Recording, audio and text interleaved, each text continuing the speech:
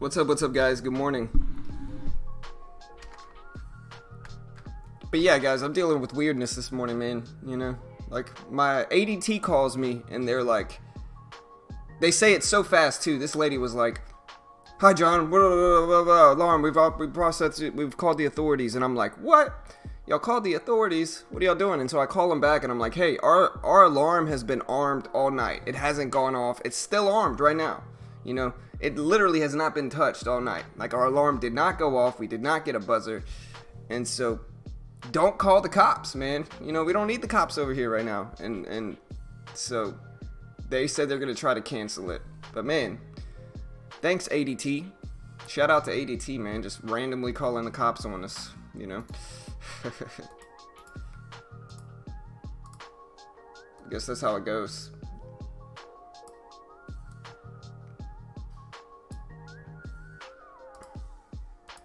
Alright. But the show must go on, no? Alright.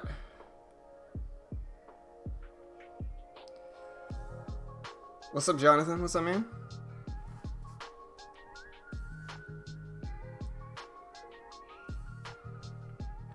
I've got this huge mug. It's huge. It says, "I love my wife." This thing's like half a foot long. Alright. But yeah, the show must go on, as they say. Oh, also, guys, I'm completely changing the way I trade. I'm going to make a video about it for today. Yeah, I mean, I got kids, man. I got kids, Jonathan, so it's nothing like that. I just don't really feel like talking to the cops at 7 o'clock this morning, you know. They'll probably still come over here, though. But, yeah, they could come over here. I mean, I just don't feel like dealing with it right now. I don't know why ADT did it, because no alarm went off, you know. Cops knocking at my door now? No. It's just my son getting mad at his iPad. Alright, so let's start looking at some stuff. No? Alright, so yeah, so first one I'm looking at is the one I got a put option on from yesterday, which is NVAX. My put option is looking good. I bought a put option on this one yesterday because these rarely ever hold their wins. They rarely ever hold their wins. This one might run up, it might run down in the next 2 or 3 days, but within a month from now, I bet you this one's going to come back down. And so I'm watching this one like a hawk, ready to take profits on it when it drops. So that's the first one. We got a few other things that we can look at this morning. We got GNPX, which is actually running up again today. Again, it's running up again today. So we'll watch this one. I hope they sell put options because I would love to buy a put option on this one too. Although this one I think is at the low end of the range. I think they do sell put options on this. But this one's at the... Oh no, this one gapped up big. Let me see.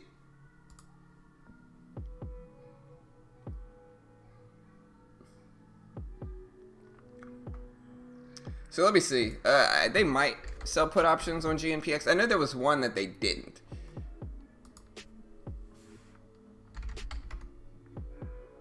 No, they don't on GNPX, unfortunately. Because I would buy a put option on this one all day. Alright, but that one's worth a watch. AKCA, gapping up a little bit, low volume, not really that good though. DGLY looks alright. EXPR, resin, space SPCE looks good. Space SPCE, mRNA looks good. So we got space and mRNA that we can add to my watch list. But again, I'm changing the way I trade, and I'll go over that in a second. The other one to look at today is Tesla. Making a huge move. It's up to 574. A really interesting level that I talked about yesterday was this 546.50 level. You know, I drew this level out yesterday per the daily chart, and look how well it followed that level. So I was spot on with that. You know, look at my levels. Very solid levels. But Tesla just running up, not even looking back. We got CVM. Gapping up a little bit today, CVM. We got FNGU. We've got SE, TRXC, HRTX. We got SE, CHL, ALLY. And so yeah, we got a few stuff. For gap down specifically, we got NNVC. NNVC with a huge gap down. We'll have to look that one up on news. FCEL with a big gap down as well. NVAX with a big gap down as well. And this is why I buy put options on these stocks, right? The stocks that go crazy, that rip up, they go parabolic. This is why I buy put options on them. It's because most of the time they fail. Most of the time they fail. You know, what can I say? Most of the time they do fail. And it's just the truth. Watching AMD, watching BYND, gonna watch Roku, go to watch Uber. We got a few nice moves. But yeah, that's basically what's moving today, and we'll go over the news in just a second.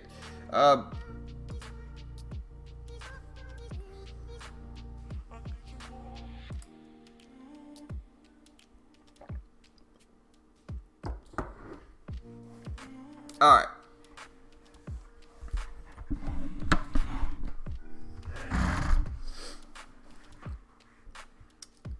You see NVAX starting to drop there. But yeah, so basically guys, and I'm gonna make a video about this, but I'm gonna go over a few different things, kind of explaining, kind of a little preview of the video I'm going to put out today.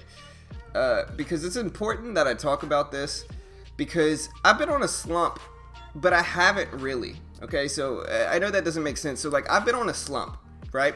But every single day, late morning, I rebound. And yesterday was no exception. Look, first let me show you this. This is my trading after the stream yesterday. And I literally did not lose after the stream yesterday. I traded 4 times after the stream. I got in 4 different trades after the stream. And I literally did not lose one time. I did not lose once. And I filmed it all, like I always do, you know. If you guys can see this, look, I was down $167, right? I was down 167 bucks. And I literally did not lose one time after the stream. Like, look. Okay, my first trade after the stream was SPCE. I got into it with 1,400 shares. And then I also jumped in, I believe it was CGC short. I think I got into CGC short after this. And so there's SPCE. It was that fake out bounce strategy that I had started to scale into before I ended the stream, right? And so, you know, holding my CGC short, holding SPCE. Eventually, I believe that's eventually eventually CGC starts to work. You can see it start to work. I take profits, make a little bit of money from that. You know, then my SPCE trade starts to work. I take a little bit of profits from that. And I'm just kind of sitting here. You can see me taking pictures for Discord, you know, came back some, yada, yada, yada, right? And then I see Uber, which looks like a really solid bounce play. And so I jump in that one with a few hundred shares. You know, I think I scale into it with like 500-600.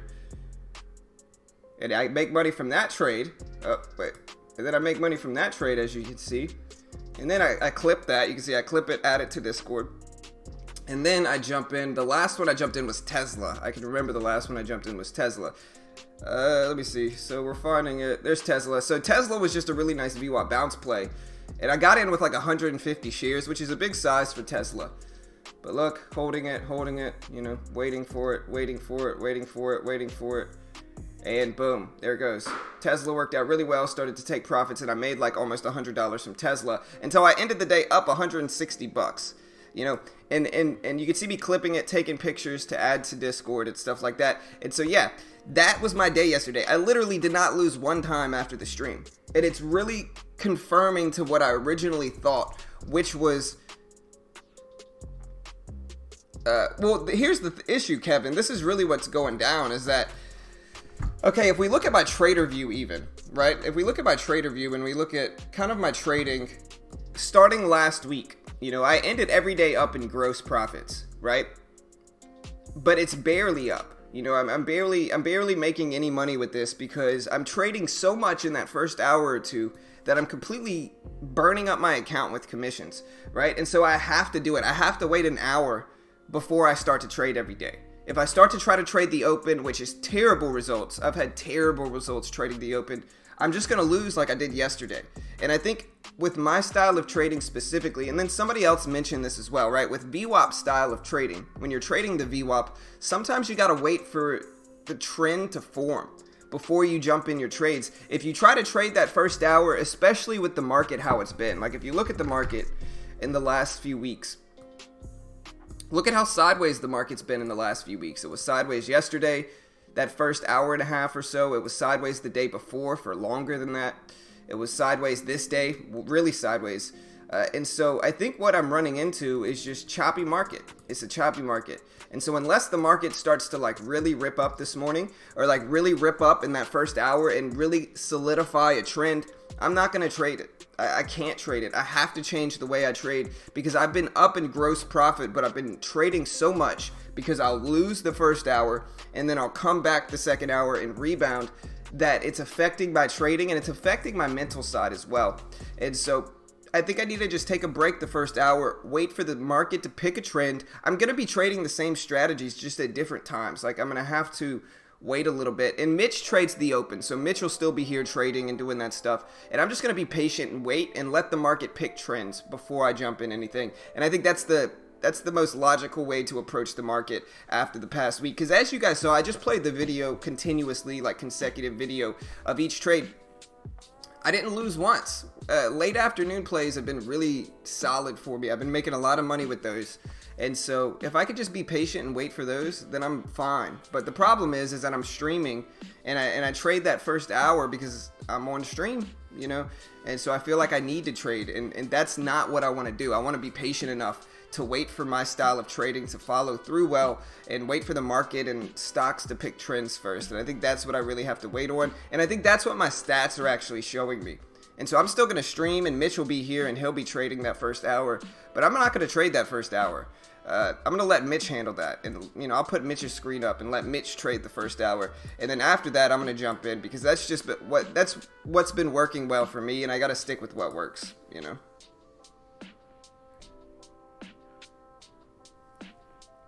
No, the VWAP works really well. Part of the problem, though, is that the market has been choppy. Look at the market, right? The way you could tell a neutral sideways trend is when the market doesn't follow it, right? Like, look at the sideways choppy trend, up, down, crossing over and under the VWAP. That is not favorable for VWAP strategies, obviously, because it's neutral. The trend's sideways. You know, of course, the VWAP strategies aren't going to work if the trend is sideways. But if you wait until the market picks a trend like this, eventually the market picks a trend. And if you look at the studies, there's the VWAP. If you look at that, you can see if you just wait for the stock to pick a trend and trade it here, that it's much better.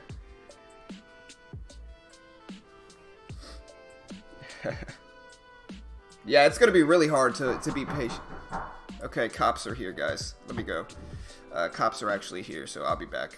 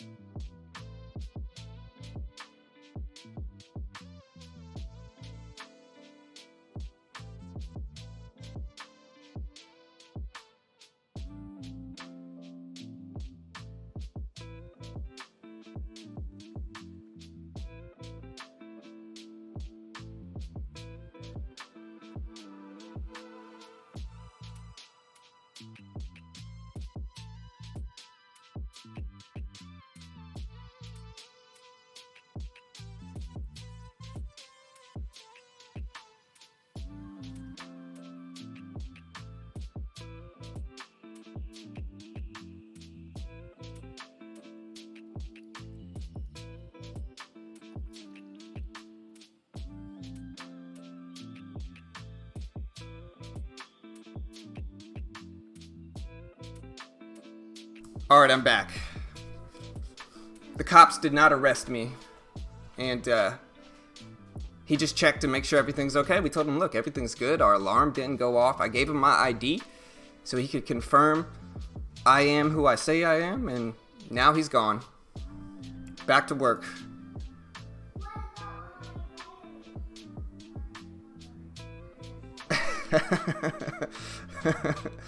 Oh, man. Yeah. It was fun, though. It's interesting. Interesting morning for sure. Like I said, for anybody that's just joining us, I got a call from ADT this morning really early. They said, your alarm has gone off. We've notified the authorities. And I'm like, what? Our alarm didn't go off. We've literally been armed the whole night. Like, our alarm has been set the whole night. No alarm has gone off. It's literally been set all night, right? So we call ADT. We're like, look, yo, y'all are wrong. Our alarm has not gone off. Do not call the cops. Do not call the cops. They're like, oh, we're going to try to cancel it. Sure enough, cops show up, Ugh. Did not feel like dealing with them right now either. But they left. All right, we're going to start looking up some news, team. Let's look up some news. First one's first. We're going to look at GNPX. GNPX ripped up this morning, again, after yesterday. And I think this was just based off of yesterday's move. It had a big move. I'll go ahead and read this. It says the U.S. drug, and this is from Dow Jones Newswires. It says the U.S. FDA has granted fast-track designation for Oncoprex immunogene therapy in combination with the EGFR inhibitor osimertinib for the treatment of non-small cell lung cancer patients with EFGR mutations that progressed after treatment with the biodrug alone. End quote. So yeah, fast-track designation for GNPX. We'll see what happens with this. It could get interesting. It's worth a watch for sure. We also have DGLY, which is starting to rip up. I don't really like the volume on that. We'll see if we can find any type of catalyst for this one. We'll see if we can find any type of catalyst for this one. Dude, they better not charge us for that. Nothing happened, man. Maybe it's a shortage in the wire. Hide your CGC. Digital Ally announces new order from Z-Trip, places new order for its DVM 250 asset tracking unit and fleet view manager is the news that came out for DGLY. So we'll see what happens with this one as well. There's not really much volume to accompany DGLY. We also have AKCA. Now this one's gapping up from 1730s to 2025 for AKCA. They reported positive top-line results. Man, these are some interesting biodrugs to read. Hypertriglyceridemia drug for AKCA. So positive top-line results for that. For AKCA, it's gapping up from 1734 to 2025. It's worth a watch. It's a bio stock gapping up some. We'll see if that one's tradable or not. I'll have to check it. We got Trail gapping up again, so it doesn't look like my put options are doing that well on Trail. But we still got a month, I guess, so we got a lot of time. Not really any news for Trail. Probably still getting pumped up, honestly. But we'll see what happens. It regained compliance with NASDAQ on the 16th, and so it's worth taking a look at for TRIL for Trail. Trail Records. But yeah, mRNA, we'll see this one. We'll watch this one. It's Moderna. For mRNA, it's gapping up from 2094 all the way up to 2286 for mRNA. And this one is tradable for us. I know that for sure. And this one is up after it put out a statement. Let's see. So this is from MT Newswires. It said Moderna provided a statement to a news outlet regarding its participation in the potential creation of a vaccine to respond to the current public health threat of the coronavirus labeled 2019-nCoV. So is that the new flu that's going around? The statement read, I'll go ahead and read the statement here, and it says Moderna's mRNA vaccine tech could serve as a rapid and flexible platform that may be useful in responding to the newly emerging viral threats such as the novel coronavirus. While we have not previously tested this rapid response capability, Moderna confirms that we are working with the NIH, NIAID, and the VRC on a potential vaccine response to the current public health emergency. Moderna is committed to addressing infectious diseases and improving global public health, end quote. And again, so basically they're going to work on a vaccine for these new viruses that are out right now. And that was end quote from BZ Newswires for mRNA. We'll see what happens with this one. It's worth a watch. We'll see if it actually does put out a vaccine for it, but it's definitely worth a watch today. We also have Space, SPCE, Space. I'm not seeing any news for Space. If you know the news, let me know. Yeah, what's up, Mr. Glitch? Yeah, I nailed that, Jonathan. That's right. I nailed that, man. You know me. I'm super reader. I'm flexing on people with my reading skills, you know. That's right. But yeah, we're going to watch SPCE. I'm not seeing any new news release for SPCE. What's up, DH? But yeah, I don't see any recent catalysts for SPCE. It had a new rating by Morgan Stanley on December 9th at overweight with a price target of 22. But I'm not really seeing anything recent for SPCE. So this is Virgin Galactic.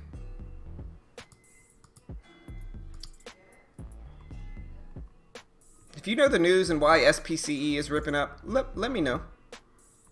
Because I'm trying to find it. I don't see it.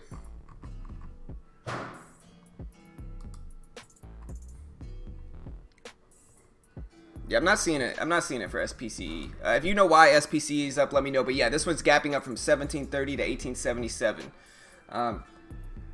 We also have ACMR. ACMR gapping up some from 2260s to 4625.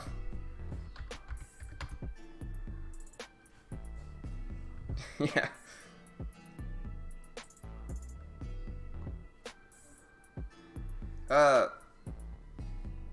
Yeah, this one's gapping up from 4267 to 4625. I'm looking at to see if I can find the news. They were initiated at overweight by Morgan Stanley. Not really seeing any new catalysts. They had a price target announced for $45 a share by Morgan Stanley, and they initiated coverage on ACMR. So I guess that's it. The big news today, guys, is Tesla, TSLA.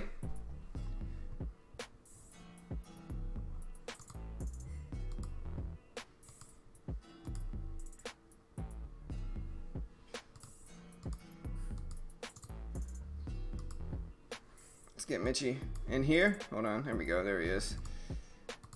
Let me try to fix the volume. What's up, Mitch? Alright, hold on. We got Mitch back in here. Let me fix this.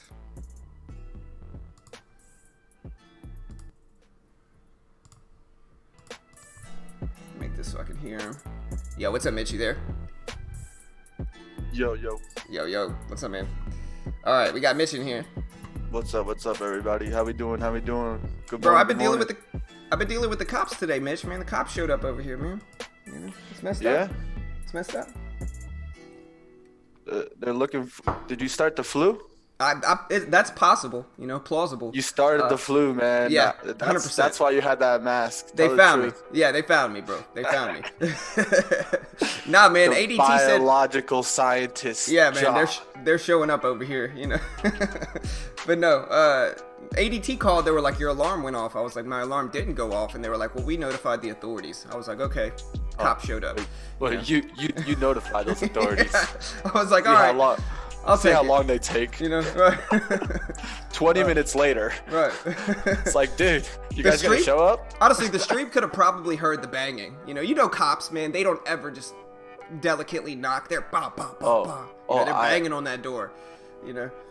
I've gotten in trouble because I've gone outside and been like, yo, what is your problem? Why are you knocking like that, dude? I get mad at my mom. My mom shows up and I tell my mom she knocks like a cop. Because my mom will come over, bam, bam, bam. You know, I'll be like, Mom, you're knocking like a cop, man. Stop it. Yeah, you know? I'll be like, there's no fire.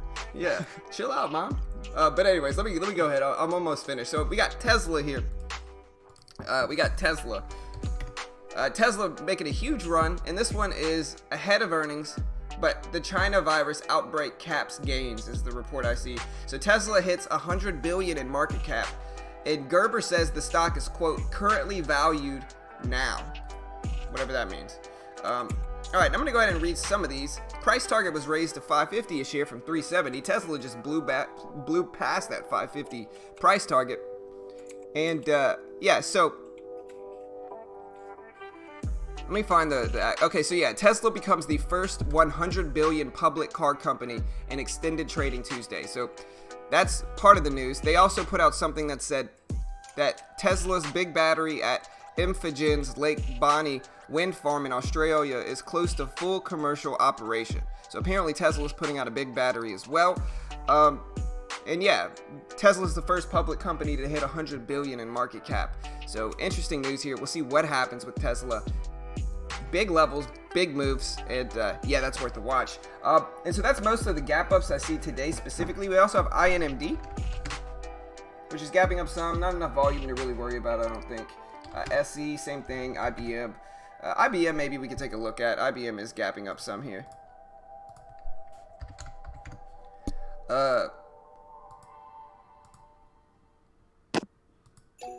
IBM raised price target. They expanded their Blue Prism expanded their IBM partnership to deliver broader intelligent automation capabilities for IBM. So that's what's gapping up, is that Blue Prism expanded their partnership with IBM. We'll see what happens. They also had a price target that was raised to 155 for IBM, and that's worth a watch.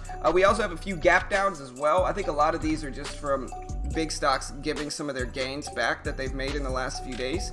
But NNVC, which is the nanoviricides, are down after a public offering is what this is. The offering was at $3 a share, and that is dragging NNVC down. So that's an offering. We also have FCEL, which has taken a huge gap down from 324s at the high down to 229 at the low for FCEL.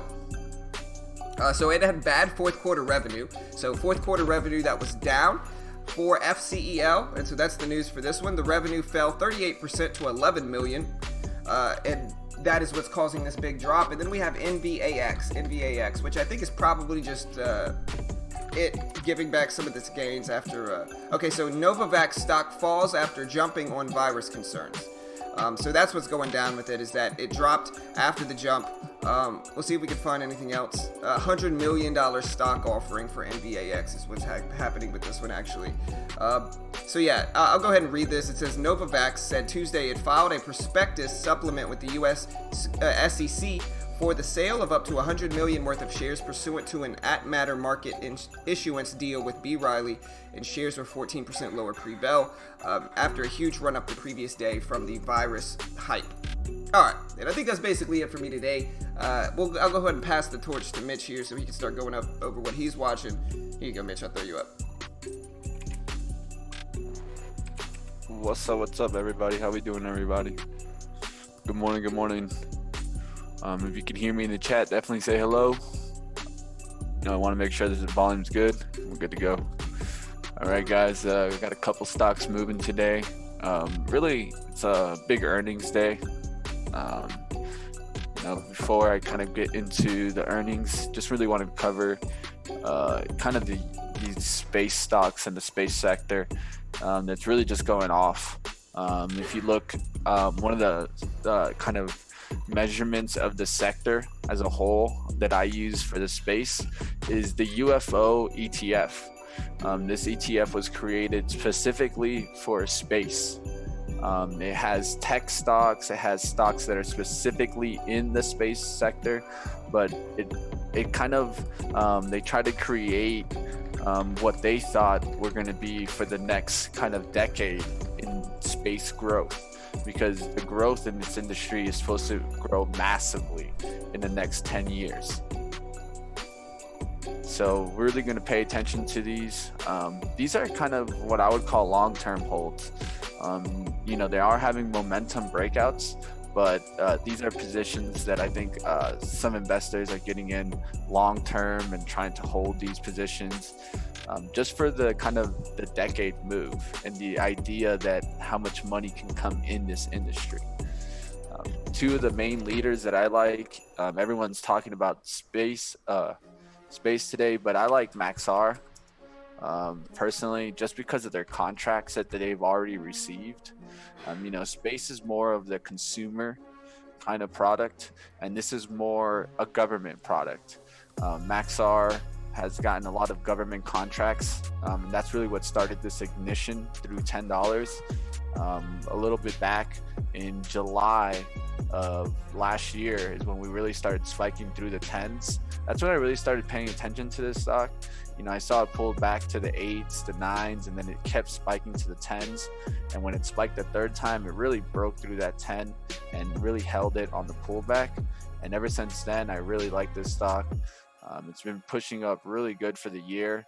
If you look at it year over year, even just from January, it's already pushed up about 54% here.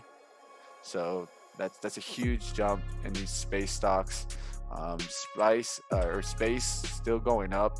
I was talking about that one yesterday. I tried to mention it. Watch out for that one. It still has massive amounts of volume. You can see all that collection. And this was really one of those stocks that it wasn't moving, and out of nowhere, it got a huge amount of investment. So that's really what's keeping this one up. It has options traders that were trading. They were buying up 16s, 17s. I think this one's making a move towards 20, but it did get a little extended yesterday, pushed up really a significant amount. So be careful today. We'll keep an eye on it, see if it gets to 20. All right, guys, earnings. Let's get into the earnings real quick, guys. So one that I like is Ally, ALLY. If you look at this one on the weekly chart, you can see this kind of bottoming effect here at 30, and then we just curved right now at that 30. Second, if you want to repeat the last 15 seconds, it said your connection was unstable and cut out a little bit. All right, guys, so I'm watching the Ally here, and I'm just going to pay attention. It's really holding this $30 price point and had earnings that met in line today. What I like about this one is that it has a lot of price targets at 38. And if you look at 38, it's actually higher than the 52-week high on this stock, higher than the September high. So I'm thinking this stock is going to start making its way towards 32, maybe get above 32 today. So keep an eye on Ally. J&J also with earnings. This one reported fourth quarter earnings of $1.88 per share. This is actually a decrease over earnings of $1.97 per share on the same period of last year. So J&J is one of those that really it did a crazy story. I don't know if you guys remember a little bit back. This one had a talc scare. People were thinking that their baby powder was back to being really bad for babies. Let's just say that. And it's really what ended up happening, is they did the research, and supposedly it was like a fluke. It was a once in a kind of blue moon kind of thing. And so that's what they said. And the consumer confidence came right back in. At least investors did. And they bought it up here at the low on the 130s. And now that thing's made an incredible rip.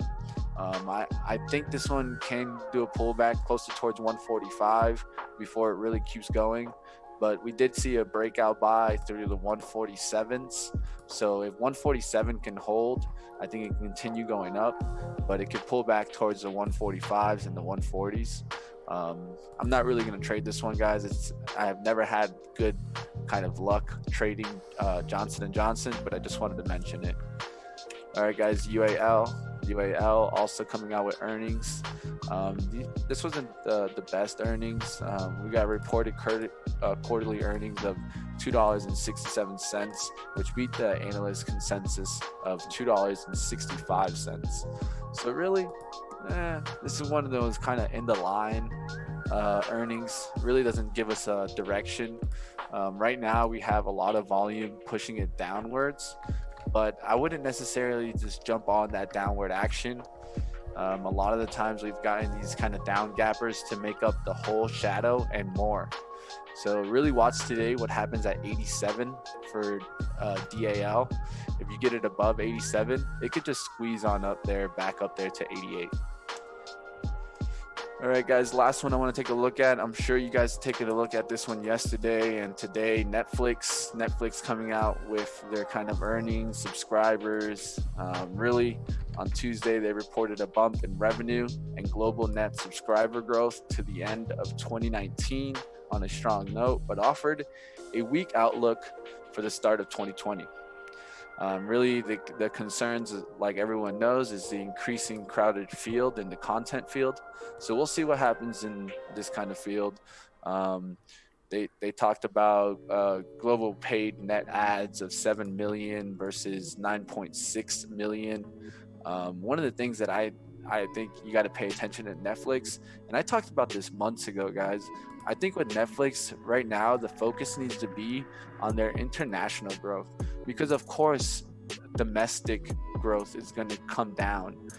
With you got Disney with their platform out, you got Comcast coming out with their platform. There's so many platforms that are coming out. Of course, they're going to lose some kind of growth in the United States, but if they can grow elsewhere and really kind of gain the footing in the international business, I think they can actually be the strongest leader, because if they can kind of take some of their investment away from domestic, not try to get so much of that market share, just stay fighting in the United States, but really grab that international market share.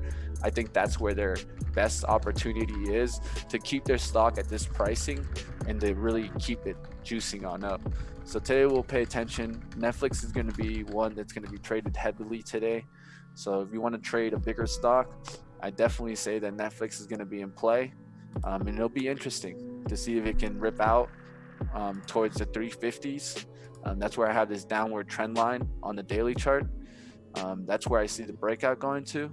And if it breaks down from here, I think it's going to make a move closer towards kind of the 320s.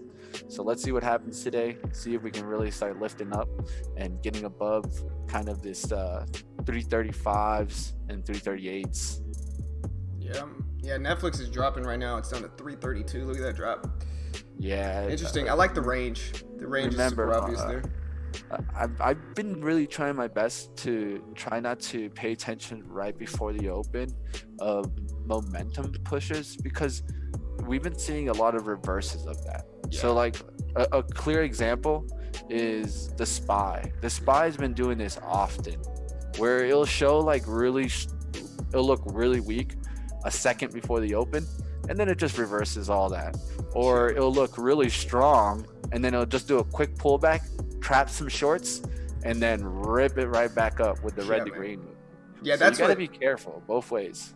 That's what I've been getting caught in, really. Like, if you look at the SPY, it's just so sideways, man. It's just so sideways. And that's what the name of today's stream, I made it. I'm changing the way I trade. That's the theme of the stream, because I'm not going to be trading that first hour, man. Yesterday, I traded again after the stream ended. I started at like 10 o'clock, 10:30 my time, which is like 11 o'clock market time. And I didn't have one losing trade. I literally did not lose once. And I was down $160 trading that first hour. And so I think, especially lately, like with the SPY, it's been very, very sideways in that first hour. And I think I just need to avoid trading in that first hour. And so I'm going to have to like not trade that first hour. And I'm going to have to work on my discipline and just not trade that first hour. I think, it's like we've been talking about for a little while. I think the main thing with you is just trying to figure out your sizing. And I think that's what you're still having a little bit of a struggle with, because, at least I was trying to have a real objective perspective, just look at it from the outside, watching trading. And I thought you were trading well on your entries and exits, because I was trying to be really objective about that. I thought your entries and exits were dead on. I was trying not to think about the money. And I was just thinking about how a lot of what I saw was just kind of, you took a big hit at the beginning and then you kind of start sizing down, and then you size back up because you start getting the confidence again in your system, because your system has been really well in midday and afternoon. Right. So I think what you need to do is just really limit the damage at the beginning. If you are going to take a trade, it cannot be high. Yeah, it cannot be high. Yeah. You got to keep your losses in the open to $20-$30 and just keep battling. If you make $30-$40, $50, that's a good thing. That's a great thing. You just keep moving on and wait for the end of the day. And I think that's fair. Absolutely. But that's what's going to get you to you'll get to the cushion where you have $30 or $40, and then in the afternoon you can just take a swing. Exactly. And not really the afternoon, but like I said, my sweet spot is like like 11 o'clock market time is really, I don't know why. I think somebody actually brought up a good point in our Discord, but like I think it works because the VWAP, especially with the SPY just crossing over and under the VWAP that first hour each day, I think if I wait an hour or two and let the market settle down and start picking an actual trend that it's going to possibly maintain, then I'm on, and then I'm spot on with my trades. But if I try to jump in when the market's just crossing over and under the VWAP and the market's just really choppy, that's what I get frustrated in, and that's when I lose. And so absolutely agree. I think I need to just lay off the gas a little bit that first hour, only take A+ setups, which at this point are fake out fades and fake out bounces for me. Those two strategies I haven't lost this week so far. And so if I could stick with them, or I haven't lost in the last few days so far with those. And so if I do take a trade in the first hour, it's going to be those, and it's still going to be with small size. But I have to change how I trade, because even though, like, if we look at my gross profit, right, every day last week, I made money in gross profit. Every single day. Even yesterday I made money. I made a lot of money yesterday. I made like $160, but every single day I made money in gross profit. The problem is my account went down. And the reason for that is because I'm trading so much in that first hour and I'm taking losses. And then whenever my sweet spot kind of hits in that 11 o'clock time, I'm rebounding and I'm able to end green. But by that point, I've traded so much that first hour and I've lost that I've built up so much commission that it doesn't compensate. And so that's really what I got to do. I got to have that discipline. And like I said, I'll probably put Mitch up most of the time that first hour now, because he does trade, that first hour, and he does well with it. So I'm going to put him up when he's doing well. And I'm going to try to have that discipline to not trade with bigger sizing at least that first hour and a half. The fun part is I'm doing the opposite. Right, exactly. That's the fun part about it, guys. So you guys can learn. Yeah. Timing's everything. You got to find where your sweet spot is, and also understand when things aren't working for you. And if they aren't working, it doesn't mean sometimes completely go away from it, right, but maybe limit the risk and see if kind of the wave comes back, because you could just be in a down wave. Right. And if you limit the risk, at least you're limiting that downturn in your account. Right. Drawdowns are what we need to get out of. We all are going to have drawdowns, and that's the truth. I mean, Yep. You can't run away from your drawdown. The only thing you can do is understand, how can I manage this? Because that's what trading's a lot of the times about. It's not about the lucky win. It's not about the squeeze that, oh man, I'm always gonna find these. That's not the truth. The truth is you have to risk manage every single day so that you can set yourself up for success. That's Yep. the true way of trading. Exactly. All right, guys, let's talk really quickly about Tesla before the open here, guys. Looking at Tesla, and man, the short squeezes got put on again. This was the big price point I talked about on Friday. I wasn't able to be here yesterday, but I definitely would have warned about 513s, because 513 was that pullback where if we were going to hold this 9 EMA and then come back to 500, it was going to happen yesterday. And instead, what happened? The short squeeze got put on. The stock gapped up and got bought up by just about everyone. And you can see this stock now up there towards 570s. Really getting to the point where the valuation is getting out of this roof.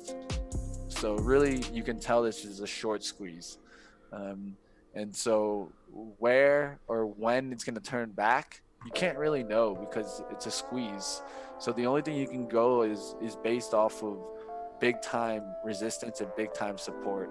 So until this stock breaks back below 550s or 500, you should not even think about shorting a stock like this.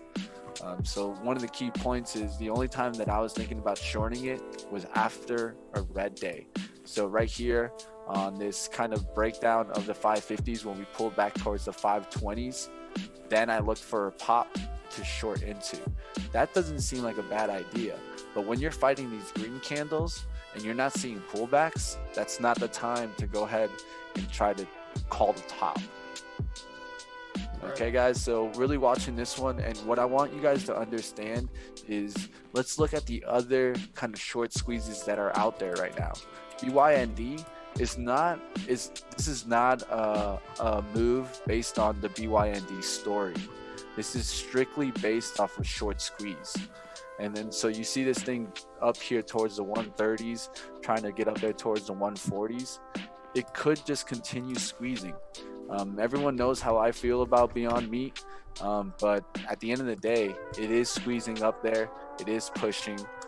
One that I want to watch today to do the same kind of move that people are not talking about is the stock that I called to come down also with Beyond Meat, which is Shack. I think you got to watch this one today, guys. This one got 12 million shares on the 15th. Watch this one to break out today, guys, through the 72. If this one gets a bunch of volume, like kind of the same way Beyond Meat and Tesla you could see this one squeeze also towards the 80s and 90s. So I'll pay attention to this one today. I'll go over the market news now as well. So, let's see. So, yeah, like I said, first hour, I would watch for the SPY guys to see, make sure that it's not going to just be choppy. And if it is, I'd be careful. But I'm going to go ahead and go over the ETF. You were done, right, Mitch? If you still had one or two more, you can. You're good to go. Okay, cool. All right, so yeah, I'm going to go ahead and go over the ETF preview and the overall market news. As you can see, the market's gapping up today, gapping up to 332.44 from 331.30. So it's gapping up about $1.14 overall this morning. And again, this is from MT Newswires, and it says, quote, U.S. stock futures were mostly higher, shrugging off market jitters following news that China has ramped up efforts to mitigate the risk of the new SARS-like virus becoming a global pandemic. The coronavirus outbreak spreading to other parts of Asia and the U.S. had earlier put a damper on trade opportunities. It has killed 9 individuals in China's Wuhan City, where the first case of the new SARS-like virus emerged. The Asian economic giant has now been more open with its efforts to control the spread of the virus, which can be transferred between people, and vowed to continue to provide updates as the disease develops. The first case of the new coronavirus in the U.S. was confirmed in Washington as a male in his 30s, according to reports. The economic data news, the December reading of the Chicago Fed National Index was minus 0.35 versus the consensus of a level 15. The prior month's levels was revised to 0.41 from the initially reported level of 0.56. To move on to the commodities, crude is down 0.6%. The U.S. oil fund is down 0.3%. Natural gas is up 1%, and the U.S. natural gas fund is up 3% actually. Gold was down 0.2%. The Spider Gold Trust is down 0.2%. Silver is down 0.2%, and the iShares Silver Trust is down 1.2%. And again, this is end quoting from MT Newswires. But yeah, that's the news today. Appreciate the subs, guys. Appreciate the sub, Mike. Appreciate the sub, Victor, Jane. Appreciate the subs, guys. Welcome to the team. Remember, guys, hit that subscribe button if you haven't already. We do this live for free every weekday morning, so show your support. Hit that subscribe button, and let's bring that like button up. Right now, we have 22 likes. Let's try to get over 100 today. Let's take a good shot at getting over 100. It's easier to see the trend later in the day. Absolutely agree. And I think that's what I'm running into. Is I'm getting caught in the chop, getting faked out in the chop that we've been facing that first hour of every market day. And it's just been squeezing me out of fades, because in order for fades and bounces to work, you need trend confirmation. And that first hour with the overall market, at least, we just haven't gotten that really, unless it's a sideways trend. But yeah, if I do take a long or a short position today, it's going to be that new fake out fade strategy. And so to show people an example of it, let me find one from this past week. It's going to be that new fake out fade or that fake out bounce strategy. And so here's a good example of one on AMD specifically. I think I took one like this yesterday. But basically,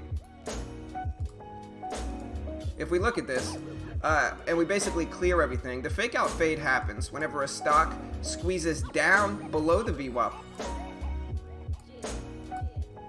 pushes back up, and then finds support at the VWAP. When it does this, there's a few good things about it. You can risk off of this newly formed low where the fake out happened, and you do get some confirmation in that upward trend. That's what I'm ultimately shooting for here. And so whenever, again, the fake out bounce happens when it fakes people out of the original bounce right here, breaks well below the VWAP, forming a very obvious and self-evident low right here. You can see the very obvious and self-evident low, and then it finds support at the VWAP that you can see here. Again, when this happens, you could use that previous really self-evident low down there as your your stop or risk level, and it's super self-evident, and then you can just try to ride it up for a nice little bounce. That's the long pattern I'm going to be looking for today if I do trade the first hour. What's up, Carrie? Welcome to the team, bro. What's up, Rudy?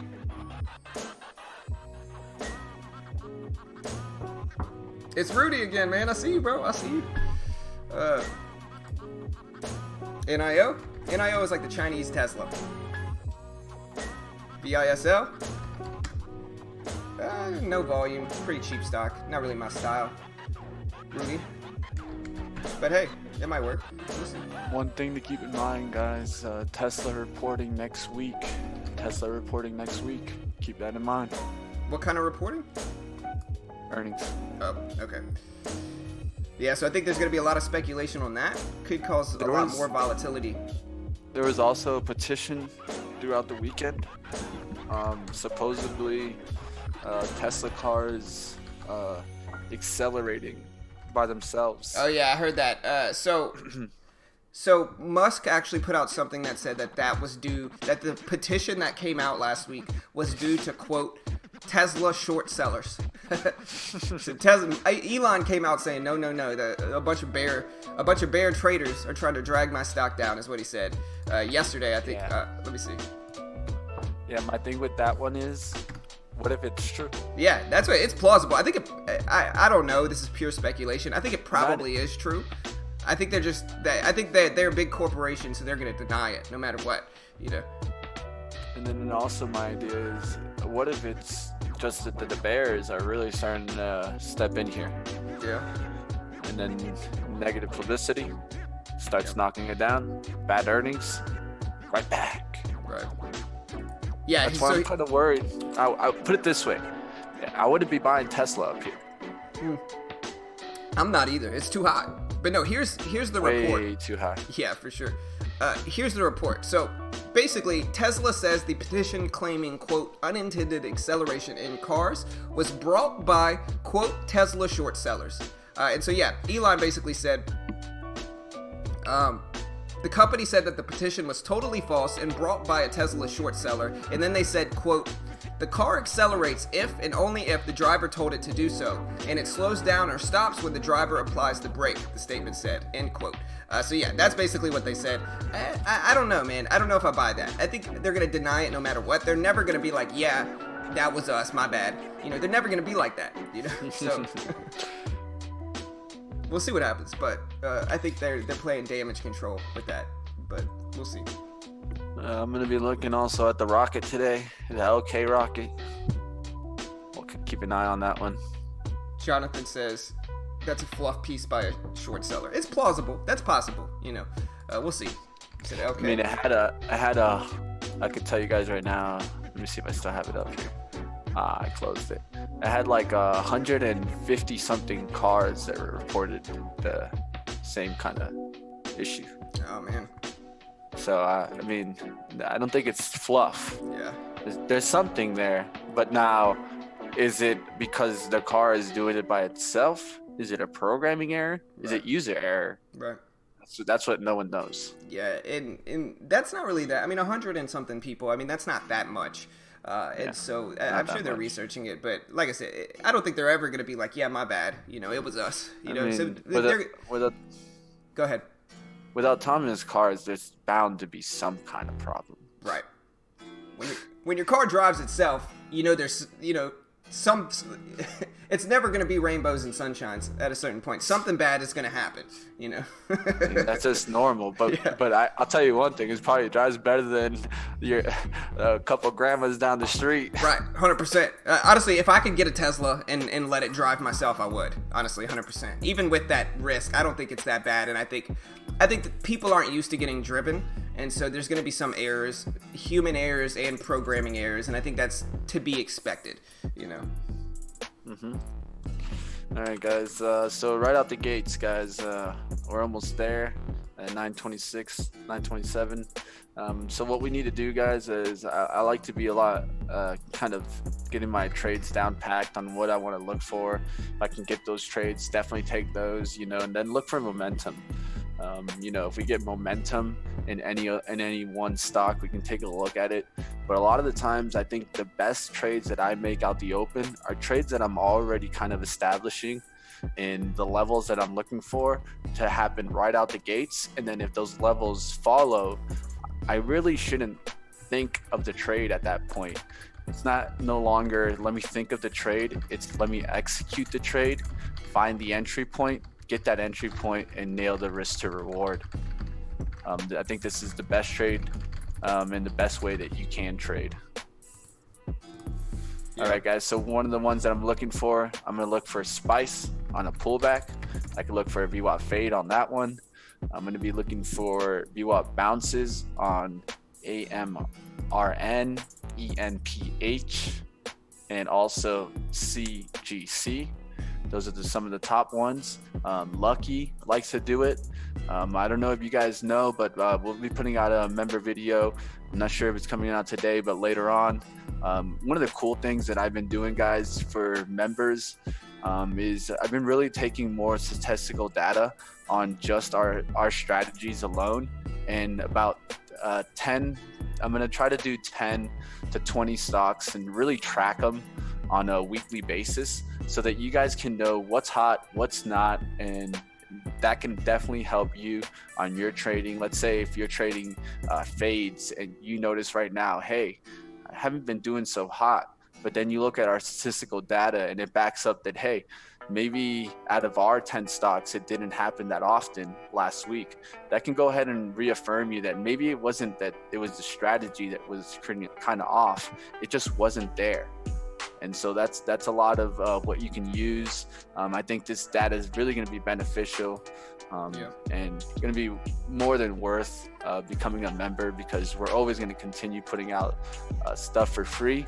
But I want to do something extra. I want those guys to really feel like they're a part of our family and understand how John and I are trading so that they can go ahead and master their own. Yep, and we should have that member video out. It should be out this afternoon, probably around 5 p.m. And so be on the lookout for that if you are a member. And if you're thinking about becoming a member, now's a good time, team. You know, and like I said, like Mitch said, we're going to keep everything free, aside from these little small perks that we do for our members. But, you know, we're just a free resource and community, so we really appreciate our members here. And, yeah, we put out a few perks for our members, and we hope you appreciate the perks we put out. But, yeah, be on the lookout for that 5 p.m. today, roughly. Yeah. Then for you members out there, if for any reason you guys have other ideas or stocks that you guys want me to track, I can also do that for you guys. I don't mind. Just let me know. Leave a comment, hit us up on the Discord, and you know, you can reach out. I have no problem trying to help out other traders, especially with what we're looking at here, which is statistical data. And this is data that you can't get anywhere else because they don't got the strategies. So we're going to continue following. Here's the bell, guys. You guys do great. Stick to your process. You guys know how to do it. Let's do it. Yes, sir. Appreciate the sub. We got a new sub. Appreciate the sub, Samuel. Thank you, sir. Appreciate the sub. Remember, guys, hit that subscribe button as well. We do this live for free every day. Like I said, I'm going to keep Mitch up for the open. Let me get all my stuff ready. I'm curious of what my account balance is out to, though. So hold on. Okay. So right now, the best stock for me is Space. Looking at Space. AMD, good rip out, guys. You can look for VWAP bounce playing that one. I like that rip out. It's really extended on the daily, but nice little push out there. So yeah, I did make about $100 yesterday after commission, so really happy with it. Look at LK too. So I did make about $100. Good to get a push up in my account. Those were the ones. Yeah. LK does look great. Yeah, Roku too. Roku's making a rip. Tesla big drop. Netflix drop. Uber drop. I'm gonna watch Spice right here. Oh, you gotta put your trading window up, brother. Here, let me put you all the way. There you go. Alright.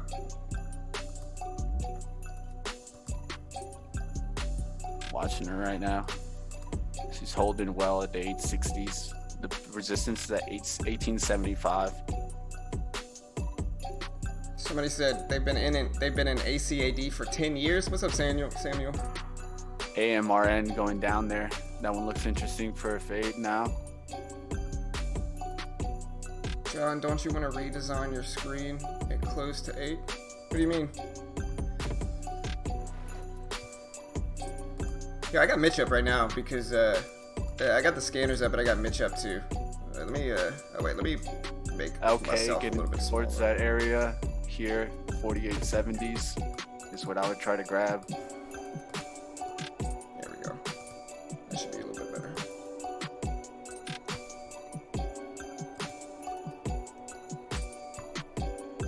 Okay, I like MU, VWAP bounce. Yeah, the one I'm looking at, and if I do jump in, it's going to be small size, is, well, there's two. There's Roku and AMD for the VWAP bounce, using the pre-market high as support. LK breaking down here, breaking under that previous close. Spice squeezing, doing a red to green move here, pushing towards 19s. Lots of volume in this one, lots of big time traders in this one. I'm seeing 4,000 shares, 8,000 shares roll.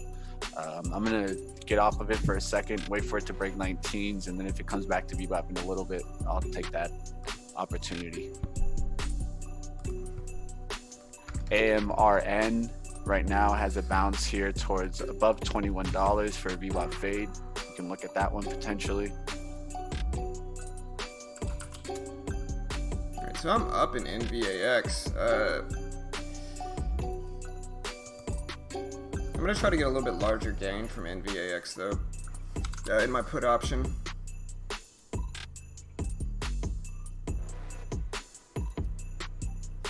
There goes Roku's pullback to the VWAP.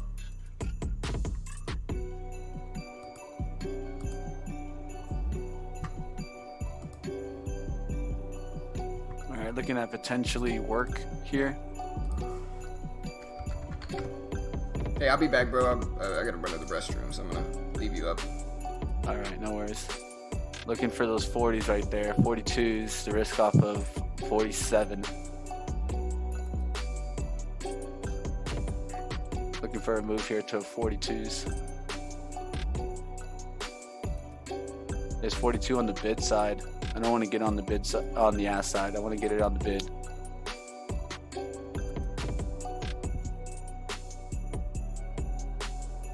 I might not be able to grab it there. Waiting for a second here, seeing if I can get my price. 40s is what I want at least. It just got hit. The 39s. I'm gonna wait to see if they can get squeezed up a little bit here, pressured out, because I don't want to jump in there at 38s, be on the bottom side of this. I want to be closer towards this 40 and 41s. Okay, nice reversal there. Nice VWAP bounce play in that one, guys. That one's a rocket, man.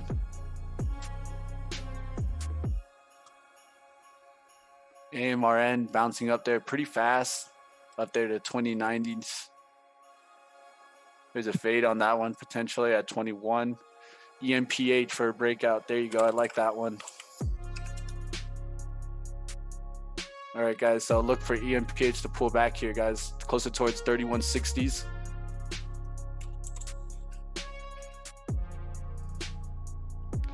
EMPH looking really good. Nice little extension there. I like the daily breakout. We'll watch for it to pull back here. I'm liking this workhorse here at 40s. If I can get 40s right now, I'll take it.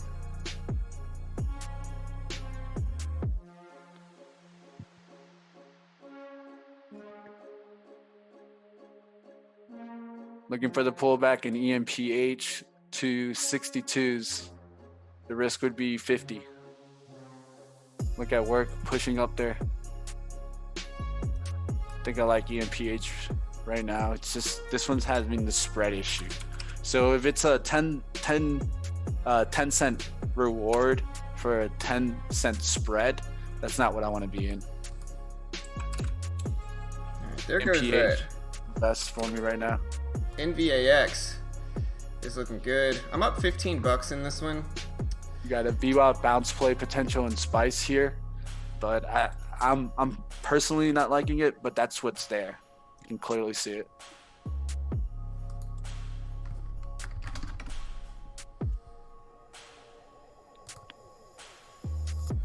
So yeah, I'm looking at NVAX. I'm up a lot in it. I mean, I'm up $15, which is not a lot. I paid $123 for the options bundle, and it's currently valued at $133 now after this bounce. But I'm gonna let this work. I got a lot of time to let this one drop. LK is kind of pulling that fake out bounce.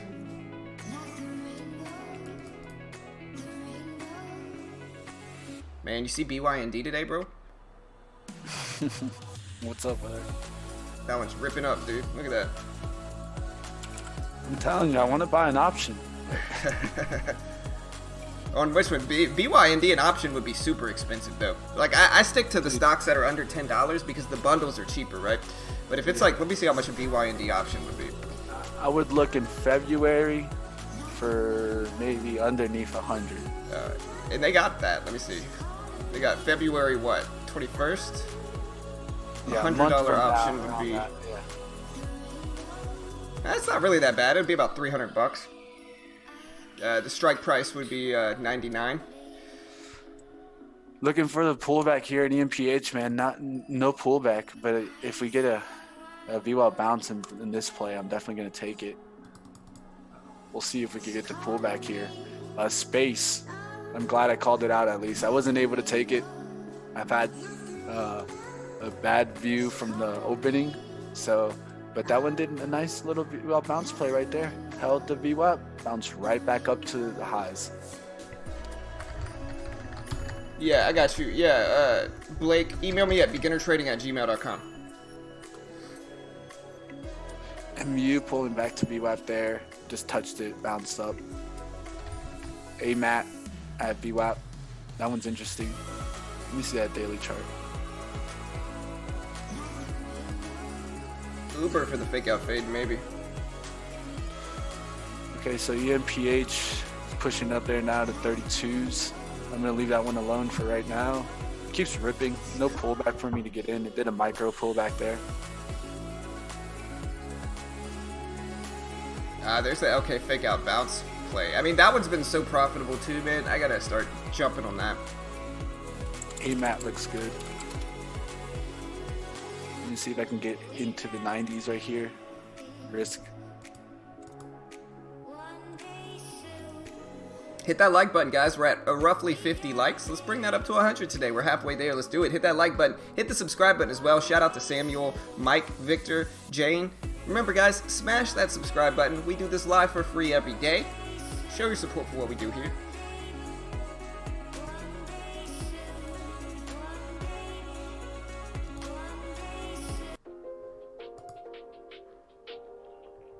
Roku pulling back for that VWAP bounce. If he can get down to 139.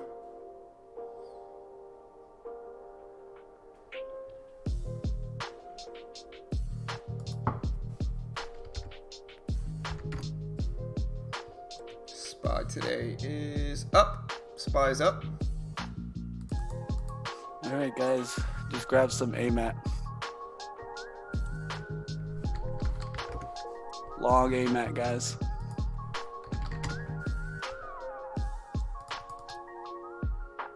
I like that one.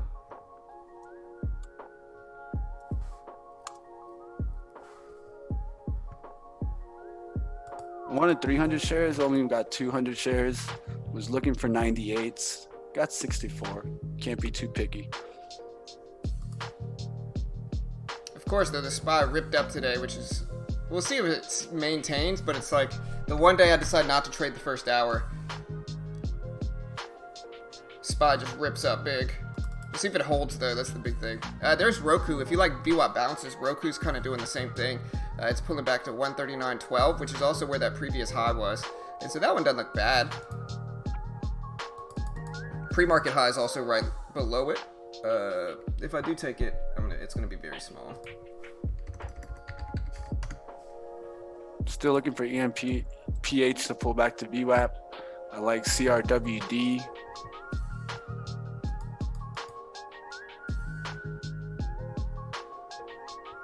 SPY is ripping up. Space ripping up.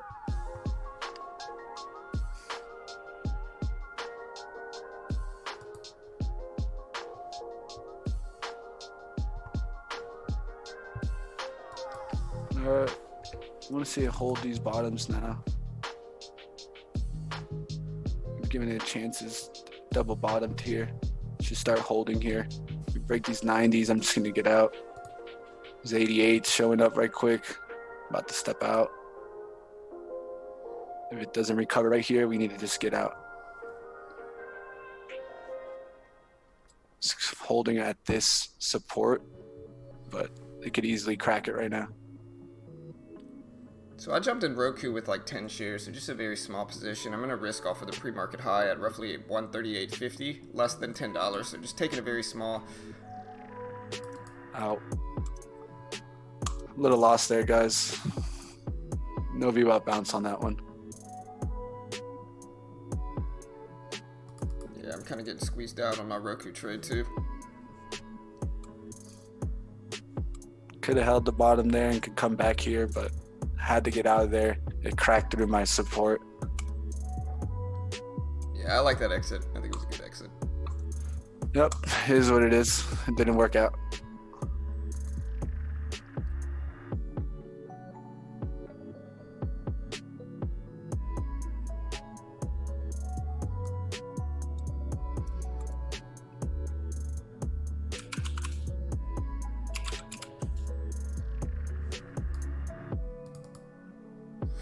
Yeah, I'm in Roku with 10 shares. I'm letting it test my level. Thinkorswim's actually frozen right now, though. So is Thinkorswim frozen for anybody else here? Because mine is completely frozen. Anybody? If Thinkorswim's frozen, there it goes. It just came back. Yeah, let me know if it's frozen for anybody else, because mine's certainly frozen.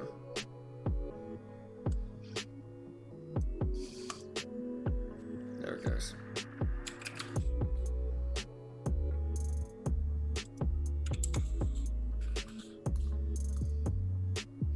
Shaq. Yeah, I gotta get Looking out. for Shaq. I got out of You Tesla. You're not Tesla, Roku. Sorry, go ahead. My bad. Shaq. Remember I talked to you guys about this one pre-market? I wish I would have got that VWAP bounce right now. It did a really nice one. Looking to see if I can get a pullback entry here. Trading NIO, Mohammed. NIO has been having some interesting setups lately for sure.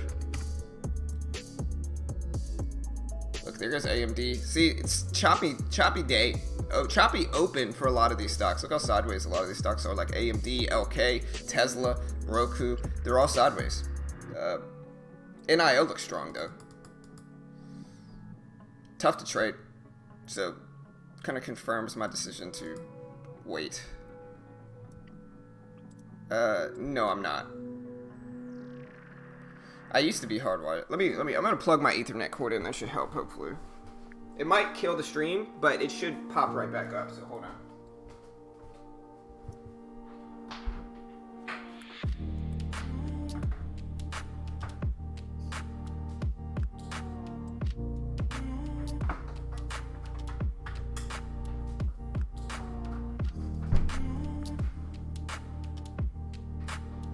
Right now looking at Shaq, guys. There we go. Alright, I just hardwired my stream. And it didn't die, so that's good. Hopefully that'll help my charting.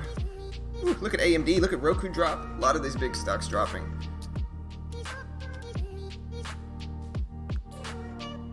Glad I got out of Roku where I did, though. That was a big drop.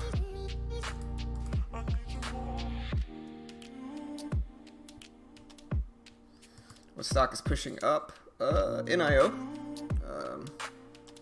NVAX is actually bouncing back. About to pull a red to green, it seems. Tesla's forming a little bit of a descending triangle here. All right, guys, just took 100 shares. Gonna risk very small here, $15 for Shaq.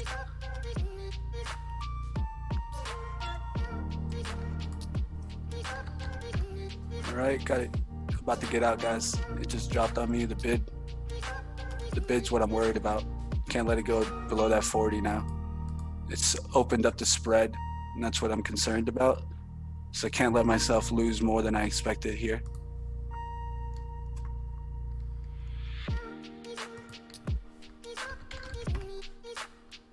have to see it recover right here. AMAT kept dropping, so I like your exit there. I think that was a good exit. Same thing with my Roku. Roku kept dropping too, so I'm glad I got out there when I did. I saw just a lot of reversals at that point. All right. I like this if it can get back above VWAP.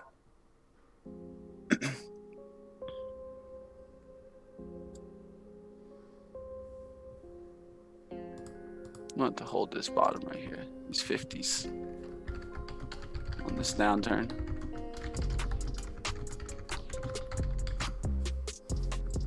Yeah, it's called Rain Check by Dylan Sitz. The ride. EMPH, guys, EMPH. I like that one, guys. Someone's starting to pull back to a good level, has support at 55s. Still in shack, so I'm going to pay attention to this one. But I do like EMPH.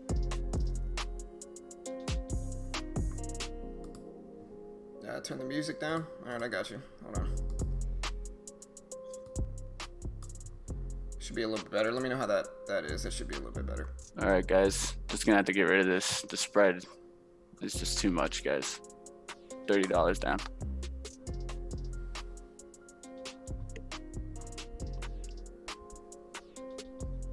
There's BYND pulling back.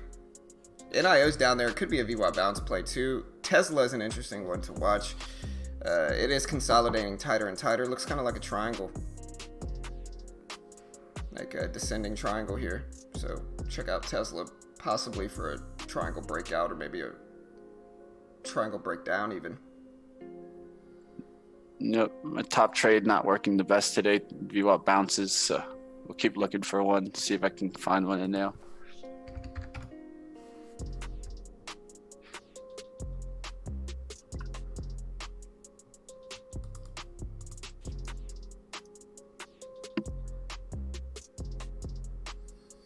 I like NIO here for the VWAP bounce. It just depends on if it finds some support at this 550 level, but NIO doesn't look terrible.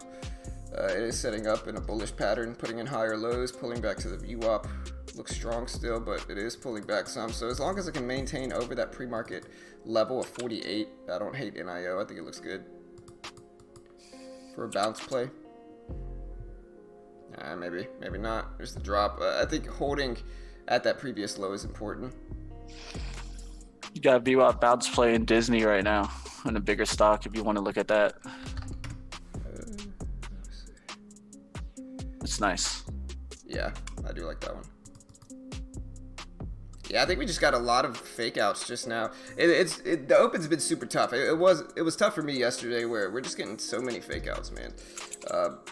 The SPY is actually pretty strong today too, so it's weird, but a lot of stuff this morning ripped up and then just took a huge downturn really, really quickly. Roku did it, squeezed me out. I was trying to grab Disney right there at the 30s or 20s. It just got to right to 30. 32. I was looking for 30s, maybe 20s. I was going to risk there to the 25 or the 20. Let's see what happens. See if I get a small pullback here. I'm a newbie on the SAYFF. It says I am making 38% profit from where I entered.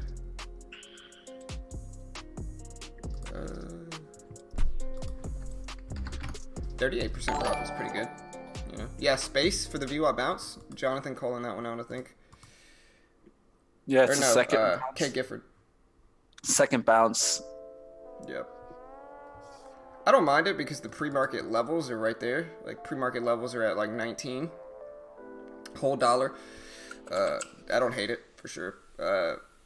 I'm not gonna trade though. I'm gonna wait, even though that one actually looks pretty good. I like the pre-market level and the VWAP lining up at the same time, so good call out. K. Gifford, I like that one.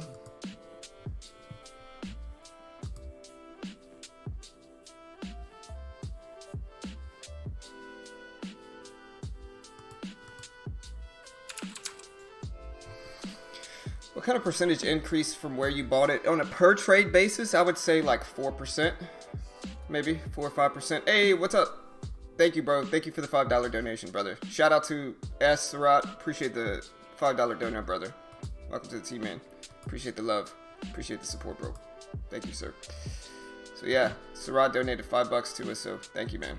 We definitely appreciate it. Appreciate it. But yeah, on a per trade basis, I would say like 5%, 4%. I think if you're shooting for anything more than that, it's going to be a little bit harder to achieve consistently. But again, I mean, I think most day traders shoot probably anywhere roughly 4 to 5% per trade, you know.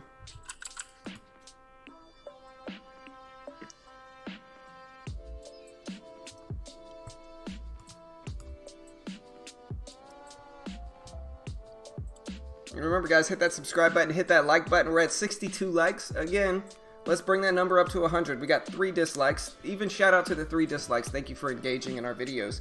But hit the like button, guys. Even if you don't like us, hit the dislike button. It's all engagement, really. So help bring us to over 100 in likes, team. We definitely appreciate it. Tesla pulling back to the VWAP. I don't like that one as much, though.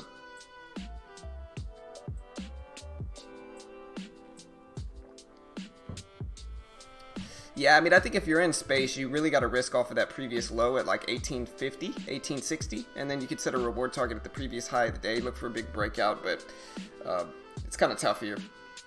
There's the bounce on NIO, which again is kind of like the fake out bounce strategy I talked about. So if it pulls back here, I mean, that's the equivalent of what the fake out bounce setup is. On NIO, I don't usually trade it. It's a little bit cheaper with the small range, but I'm going to wait. I really want to take it. I'm going to wait, though. I'm not going to... I got to get myself out of the habit of forcing trades. Even if this one works out, I got to get myself out of the habit of forcing trades in that first hour and then playing catch-up after the stream ends. You know, a lot of people are like, oh, you only make money when nobody's looking. And it's like, no, not necessarily. It's like I only make money towards the end of the day whenever my patterns are actually working. And sure, when I'm not streaming, I have a little bit... I can get into the zone, trade with larger sizing in a more comfortable way. But I think my trading is just much better later, and so I think I got to stick to that. But that is the fake out bounce setup on NIO. I would look for a move up to like 60, 65. Just the range is very tight. You could risk off of 45.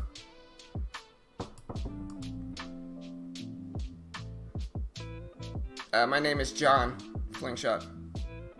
Oh, yeah. Jonathan got me. Thank you, bro.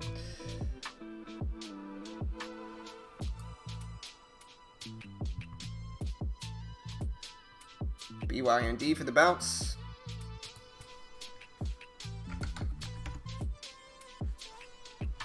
What is this? CGC? Maybe if it pulls back to the VWAP, looks good.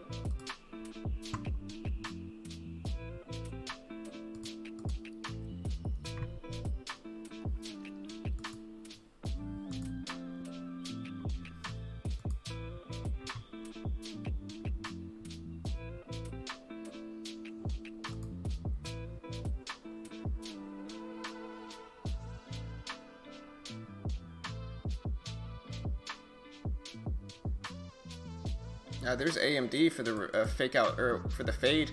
It's at the VWAP now.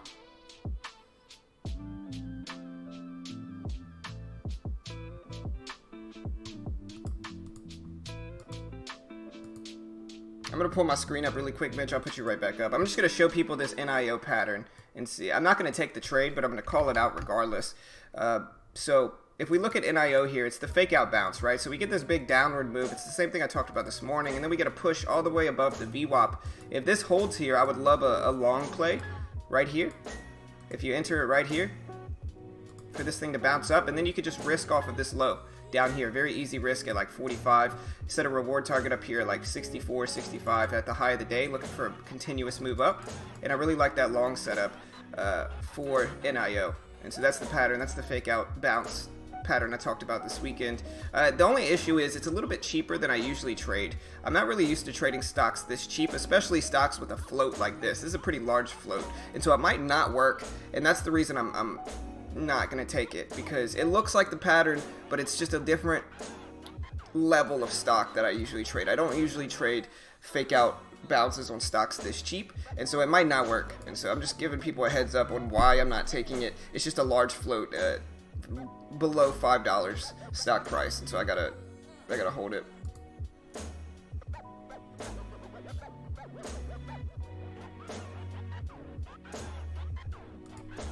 Yeah, I wanted to get Disney there, guys, but I can't get enough shares of this.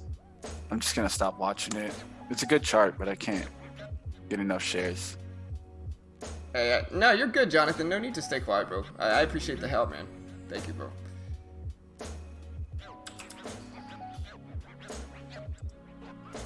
Yeah, they had an offering, I believe, Jerome.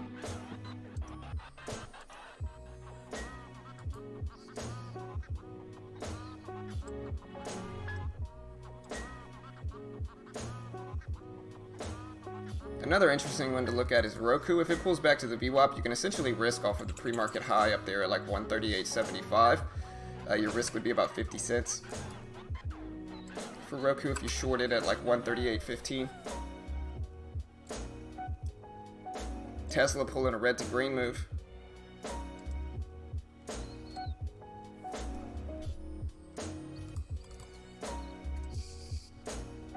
No stress, Jerry. Yeah, no worries, bro. Like I said, it's the strategy setup that I like, but it's not the niche of stock that I like, right? Like NIO, big float, cheap price, small range. I would have to take big size to take it, but it's the setup that I look for, and it's a very strong, high percentage setup. It's the same setup I talked about in this weekend's video that I uploaded this past weekend, and that's the setup. And it's there for NIO right now. It's just it's not the same kind of style of stock that I generally traded on, and so for that reason, I'm just gonna stick back and just kind of analyze, see whether it works or not. Reject play. Just wondering if I want to take my last 10-cent risk on this trade.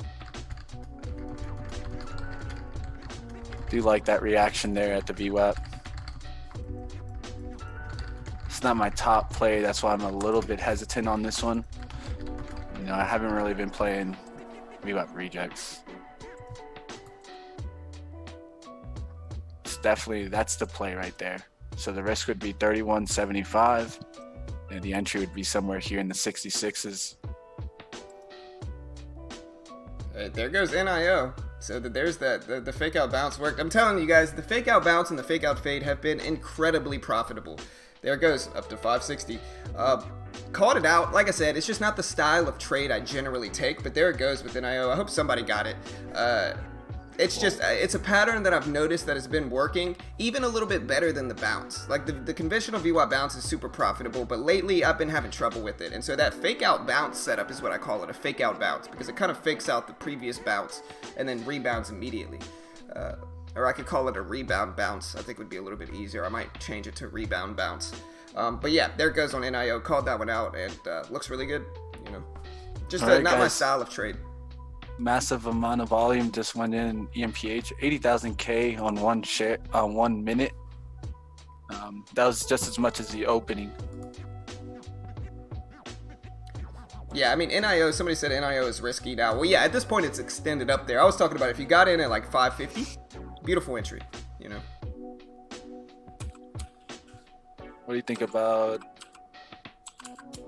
Nah, it's still a VWAP reject also.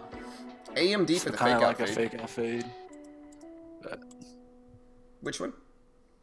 Spice. I like it there above VWAP. Yeah, if it's above VWAP, it's that kind of rebound bounce setup, and it doesn't look bad. AMD is the fake out fade right now. That's what AMD is. It's a really solid fake out fade setup on AMD. You could risk off of 68, get in at 58. Risk is 10 cents. Set a reward target down at like 40. So your reward is roughly 20 cents, a little bit under that maybe.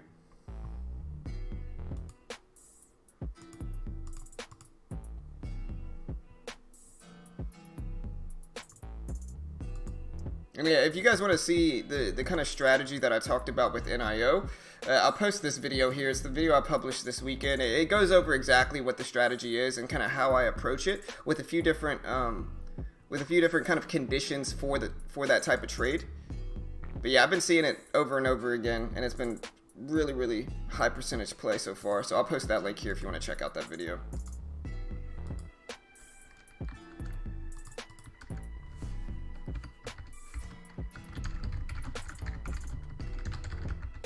I'm giving Spice a shot to see if it's just going to break out through 19s. It did get some volume add there at 1905.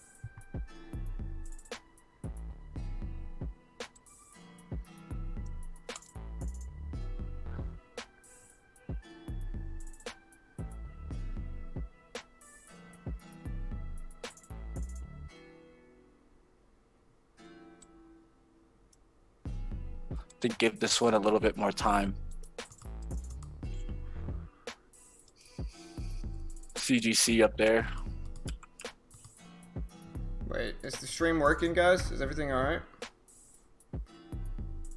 Honestly, if we start lagging again, for some reason I lag whenever I hook it up wired. When I have a wired connection, it lags for some reason. I'm not sure why. Yeah. I'm gonna have to disconnect it again. The wired connection, I'm gonna have to call Comcast. Hold on, guys. All right, guys, we'll look for space to come one more time above 19s. It definitely did get hit there a little bit. 31,000 shares, 1880s. I disconnected my wired transfer or my wired internet. Now it pops right back up. So I'm sorry, guys. I don't know why my wired internet gives me trouble here. It might be my computer, maybe. I don't know. I'll have to take a look at that.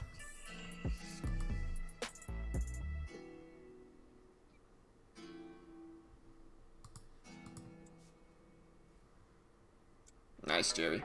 Yeah, it's, you know, and I think that's kind of the evolution of every trader, right? When you're kind of a new, fresh, green trader, you kind of copy other people's strategies, right? That's kind of what you do, right? You copy other people's strategies, you see what they're looking at, you kind of trade like them. And then once you kind of evolve and really start to gain a lot of experience in trading and you start to do well, then what do? You start to develop and personalize your own strategies. You might take other people's strategies, make it your own, find the little conditions or nuances that really make it a high percentage play, and you take advantage of those. And that's kind of what I've done. You know, Mitch and I created the fade, and then, you know, I kind of have my own style. Mitch has his own style, and they both work for us. And so it's kind of the different progression levels of a trader, where you start to kind of develop and personalize your own style of trading and your own strategies. You know, it's one of the cool things of trading. All right, yeah, guys, exactly, man. AMD is getting interesting. That chart looking good for me. CGC is looking interesting. Still watching Spice here. Yeah, Jonathan, it's weird, man. My wired connection acts funny. It's just strange. It should be the opposite. It's a very short wire. It should be the opposite. But for some reason, my wireless is more stable. My wired connection is still faster, but my wireless is more stable. Like, it'll stay more stable. Look at CGC, Mitch, right at the VWAP. If you like fades, that one doesn't look bad. Yep, those are the two I just called out: AMD and CGC. Yep, those look good. They both look good. I like AMD really. Right. Just because it pushed down so much on that last one. Right. That if it follows that, and the daily chart supports the move because it's at the top of the daily.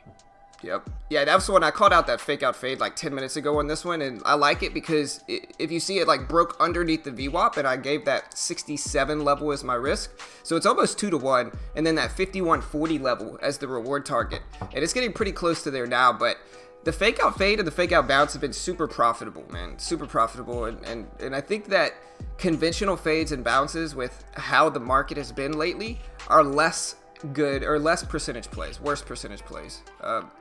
NIO big drop, so at least it pushed up some, but NIO just tanking here. I think the long traders are getting squeezed down.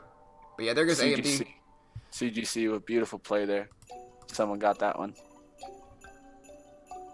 What's up, the most high? Yeah, that's us, man. We're the Illuminati, bro. Of course, man. You know us. AMD coming down there too. Yep. Look at the SPY flip. SPY just flipped. Yeah, SPY's breaking under. I think that's what's dragging most of these downs too. All right, guys. Space didn't get above 19 there, so it might just get hit here. I was hoping for 19s there. I was gonna get short. I don't know, Marcus. That's kind of something I have to consider as well. It's either my computer, like I have the gigabit internet connection, and so I might need to upgrade my wires, is what I'm thinking.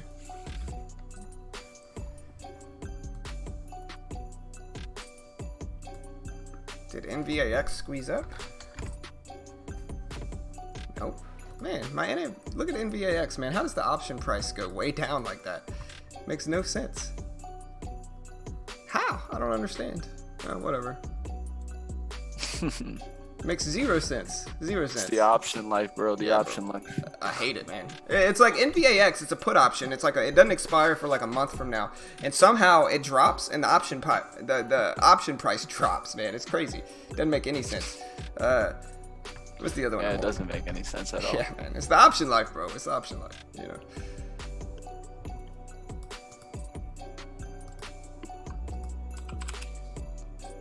Cron of slightly above VWAP. Yeah, CGC faded nicely too. Look at that. It's also right at that previous closing price for CGC, so that one looked good. One that faded really nice, CLVS. It's crashing down. I haven't been watching that one as much lately, but that one did fade. I like that one too. SPY is interesting to see if it rebounds here, because this is that, if you look at the SPY, it's actually bouncing right at that opening range high. If you look at where the opening range high is and where the SPY is dropping down to and where it bounced, it's interesting to see if that level holds. So basically the low of the last 3 candles on the SPY, the last 1 minute candles on the SPY. So that's interesting too, I think. All right, one to watch right here, EMPH. Yeah, I've got 32 gigs, Joe. A lot of RAM. I just recently upgraded my RAM too.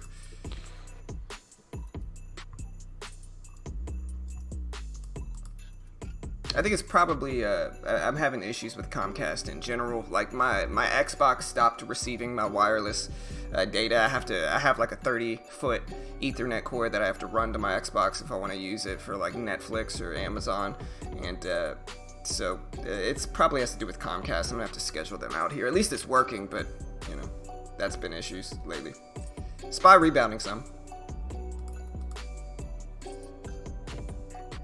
Yeah.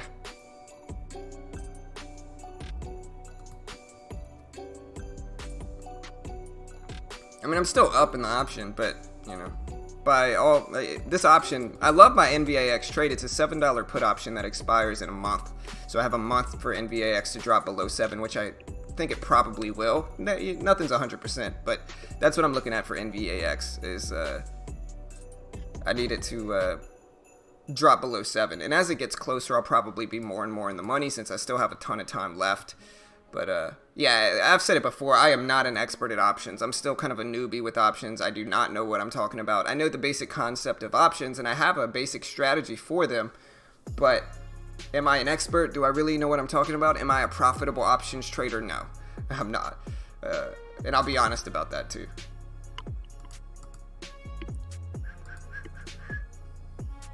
PBYI, dice?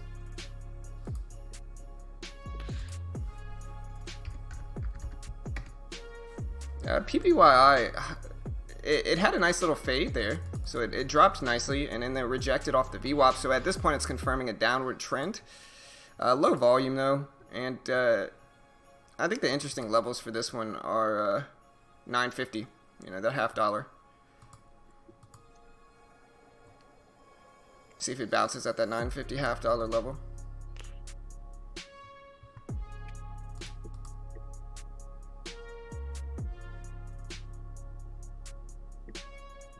What? Yeah.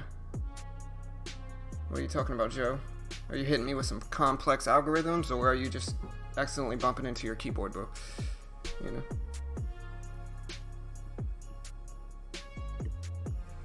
Just trade the option? I love it, man. Great advice. Great, brilliant advice. If, you know, I'll say that. Amazing. Why didn't I think of that? Trade it. Just trade the option, bro. Oh, just trade that stock. Yeah. Just trade it. Just trade that stock. Yeah. Look at, hey, someone put up 420 on space.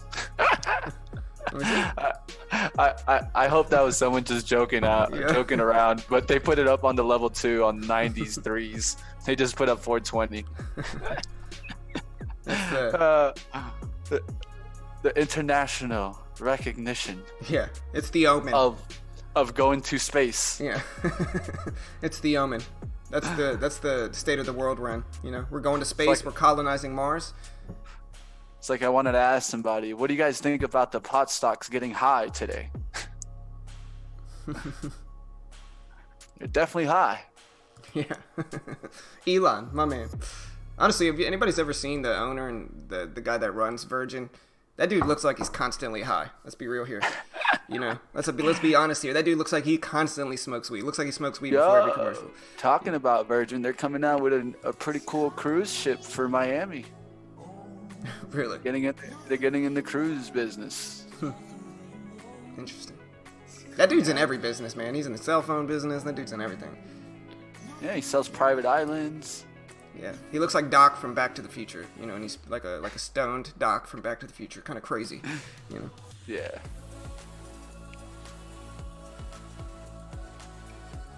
All right, Does guys, the Illuminati have a ticker symbol? Here. I'm looking for a spike here in space.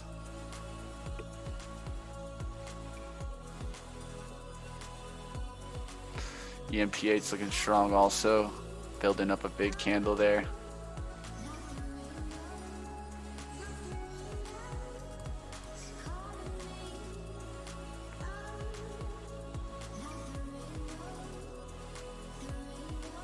Mitch looks blazed in the videos. Well, Mitch is in Colorado living life, man, you know? Man, if I always look blazed though. Yeah. That's the problem. When I'm actually blazed, I won't even look it. Right. Use them eye drops, you know?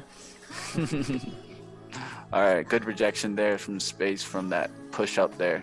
So now I'm looking to see what's going to happen right here. Some volume starting to step in there, 90s, 63,000, or 6,300, 2,500 at 82. Look for this bounce right here. If this doesn't break out, I'll probably just jam on it.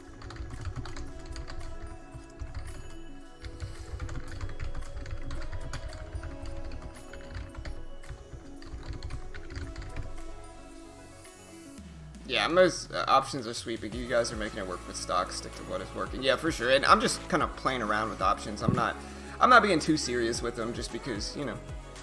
That's how you learn. Yeah, you gotta stick with what works. So I'm not betting my future on options or anything, but I can play around. I mean, at the end of the day, you got to learn somehow.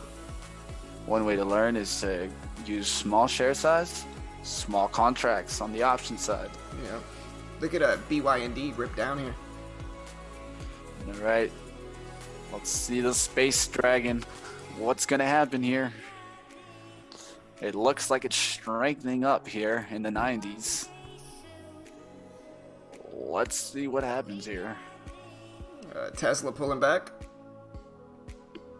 The Tesla dragon. Yeah. That one's been going crazy, man. AMD for another kind of fake out fade style. Right there, you can risk off at the same spot. There's the drop. NIO breaking lows here. You got MU trying to break out. If it doesn't break out above this, it doesn't look bad. Yeah, NIO breaking lows here. Now let's see if that resistance at 540 holds. Yeah, I'm just not used to trading these cheap, big float stocks like NIO. The bounce worked. It got up to 560. It kind of worked.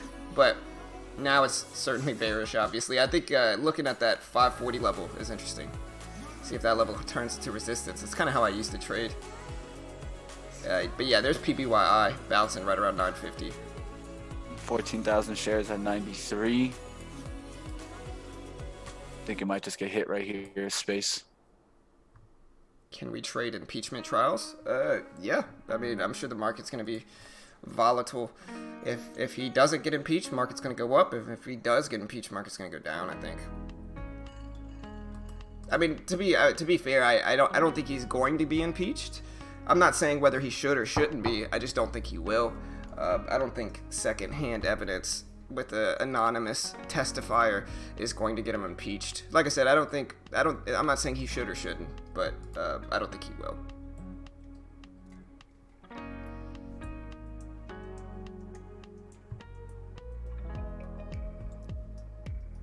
EMP8's looking good here, guys, if it gets back above VWAP.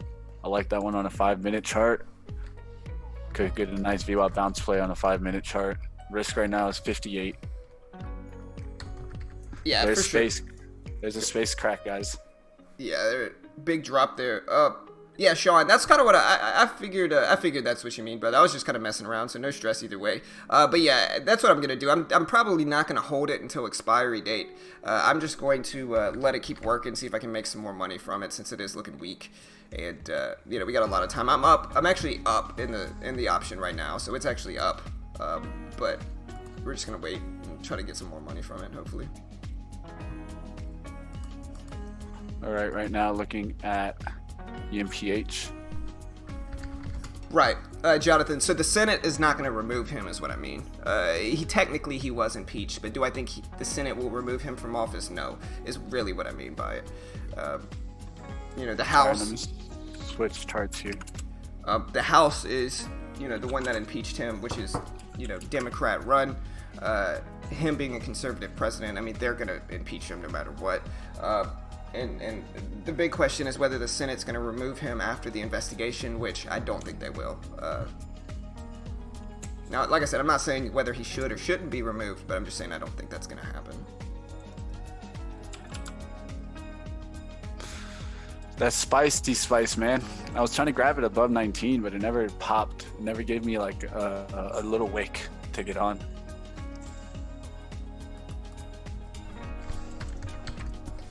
No, the pot stocks are down, man. Yeah, I know you were punning it up over there, but yeah, pot stocks are down. Most of them are. All right, CGC's guys. down, Kron sideways. Long here, EMPH. Listen, man. Right now, risk is 55. Oh, dude, his Twitter would go crazy, man. You know, Jonathan, if that happened. Like I said, I don't think it's gonna happen. And I'm torn on Trump. I think Trump's dumb. You know, I'll say that. But whether I think he should be impeached, I don't know, man. I don't know enough about it. I just think that Trump needs to learn selectivity with his words and specifically Twitter posts. Because as a day trader, that dude affects the market like crazy, man. You know, I'll just say that.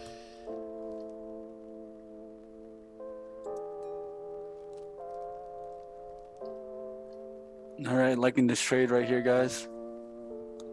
Looking to take a little bit more here. If I start seeing size and jump in. Way too soon, Jonathan. I'm gonna delete that, bro. Way too soon, bro. Terrible, man. I don't even know what it was, but I know it's funny. Yeah, and controversial. I gotta delete it, man. You know, but way too soon, bro. Too soon. Too soon, sir. I like you, Jonathan, so I'm not gonna ban you though. I'll, you know, you're a good member, bro. But I gotta delete that. All right, definitely liking this right now. I just need to see the volume buy, step in here. So look at on the 5-minute chart. You see this kind of bottoming action. This is what I'm seeing, and I'm thinking we're gonna get a rip up here towards at least, I say 90. I don't know if we'll get to 32 again, but that's what I'm looking for. When they all work for the same company but can't get along. Yeah, that's kind of my take. I don't like either side. Both sides are just propaganda spewing nonsense on both sides. I just try to ignore it. All right, that looks good right there, guys. Got an ad at 67,000 shares just went through. Someone's seeing the chart like I'm seeing it. I'm looking to add here at 65, 63s. That's the only place I can add.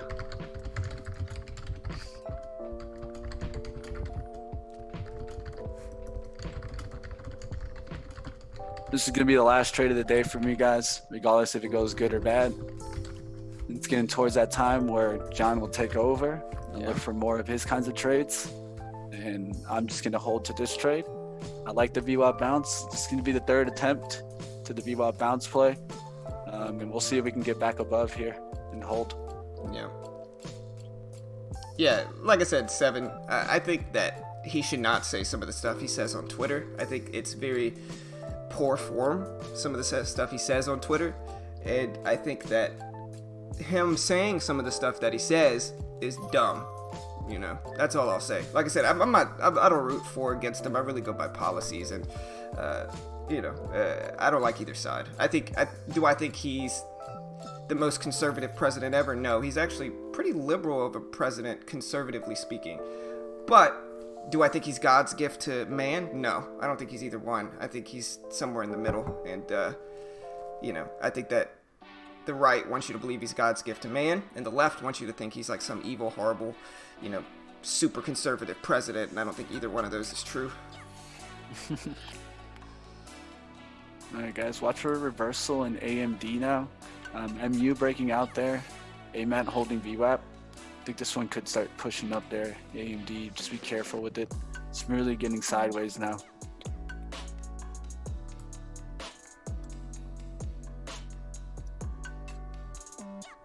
There you go.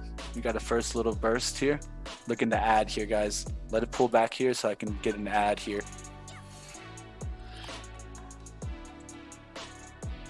Can we get 68, 70s? Looks good.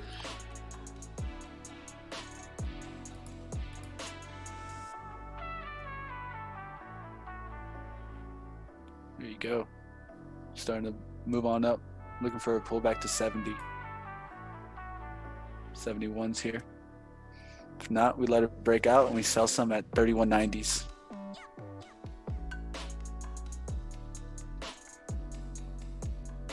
Spacey space. I like that, but I can't take it. Stuck in a trade. Don't have enough money. Yeah. Your trades look good, though. I like space right there at 19s, and the risk is 19.11. We'll see what happens with that one. That one came right back.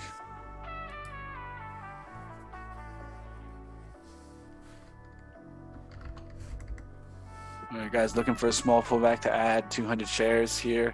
Looking closer towards the VWAP. Don't want to get anywhere above VWAP because that just slightly can bring us above VWAP. We want to hold. Right now, we're actually down below here. We're at this 31.65 pricing above this big green candle. And that's what we're going to use really right now. Shouldn't get below that big green candle. So we should start collecting volume here and rejuicing up.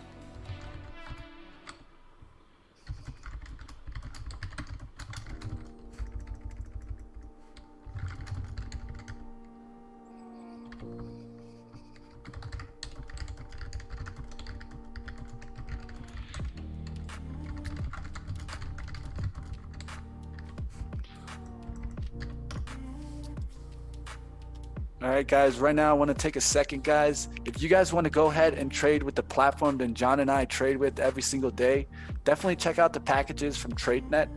It's a funded account. One of the things that I love is it's letting me trade short and long today. I've been able to short a stock that's really hard to borrow like Shaq. I was able to short a higher price stock like AMAT at $64 with the buying power of the intro account all the way up to 14,000. It's going to let you trade stocks all the way up to 70, even $100. Once you get above 200, of course, it starts limiting you a little bit. But I mean, if you can trade those stocks that are at 100, I think those are what we call high caps. And at high caps, if you can trade high, mid, and low caps and penny stocks, those are the ones that we want to go ahead and try to go ahead and attack. Yeah. With this account, I've really been battling, like always, guys. One of the best things that's going to help you is a low commission. When you have low commission, it's going to help you stay in the fight. We always talk about how trading is always about building skills. It's not always going to be, a ride straight up to the top. You got to go ahead and build your skills. And we recommend TradeNet as being one of the top platforms out there because it's going to help you go ahead and start trading live, get the ability of trading. And if you guys want to see gains like this, definitely stick with us. Hit the subscribe, check out TradeNet, and that's how you definitely support the channel. Yes, sir. It's a great way to help support us, and there's a lot of huge benefits. Like, if you really think about it, what are your options as a new trader, right? You can save up thousands and deposit thousands into a conventional broker, but you're going to be restricted by the PDT. If you try to go to another overseas platform, you're going to be paying a lot just for the platform alone. The DOS platform costs, over $100 a month? So effectively in 3 months, you're going to be paying the equivalent of an intro package. It's $3.99. You get 14,000 in buying power. There's no PDT rule. You can day trade in short stocks, and it comes with a course, a demo account, and chat room access. Operates like a prop firm, and so there's a $700 max loss and there's a 70-30 split, but you're spending less than $400. You're risking less, and I think it just makes a lot more sense to go that route as a new trader. All right, guys, just sold some there at the top. I talked about how I would sell some at 90s, sold some at 90. Flingshot says, how many days a week are you on here? I am here 5 days a week. Mitch and I are both here 5 days a week. Nice trade, brother. Looks good, man. I like it. But yeah, we're here every day of the week. So hit that subscribe button, bro.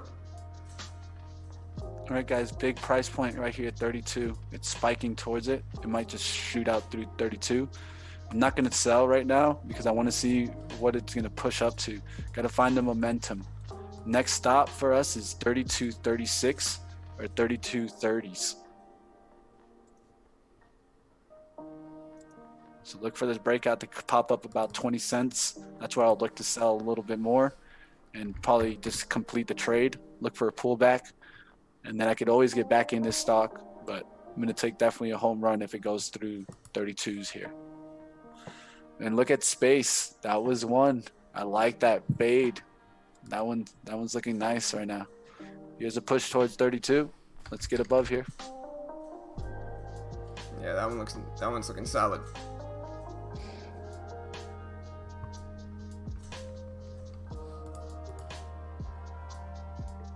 Yeah, I mean, Seven, like I said, man, I'm not rooting for or against him. I'm not saying whether what he says is good or bad. What I'm saying, though, is that he needs to have somewhat of a filter, I think he should be more reserved and have a filter, regardless of what he's saying is true or not true. And I think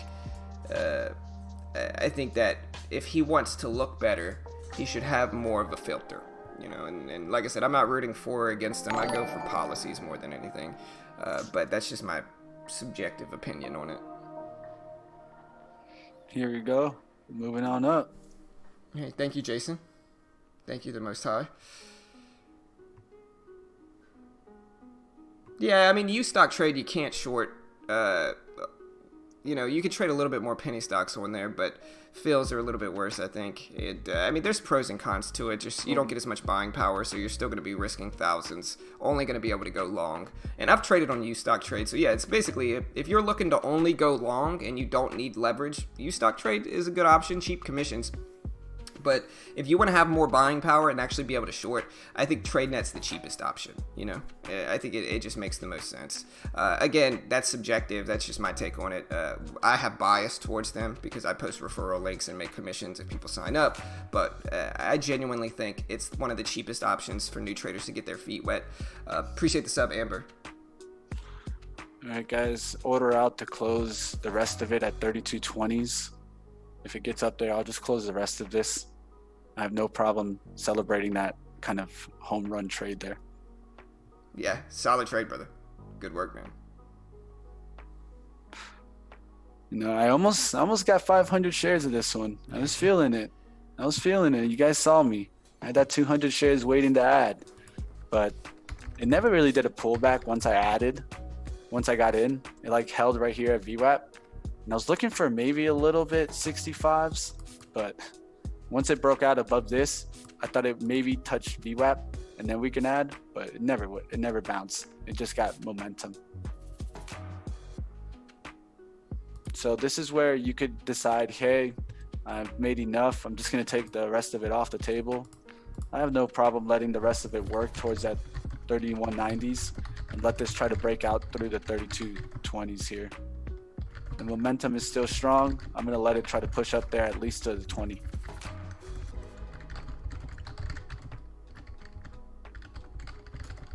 Like I said, the next stop on the daily high is 32s. So I would look for that to be kind of the stop on this momentum push.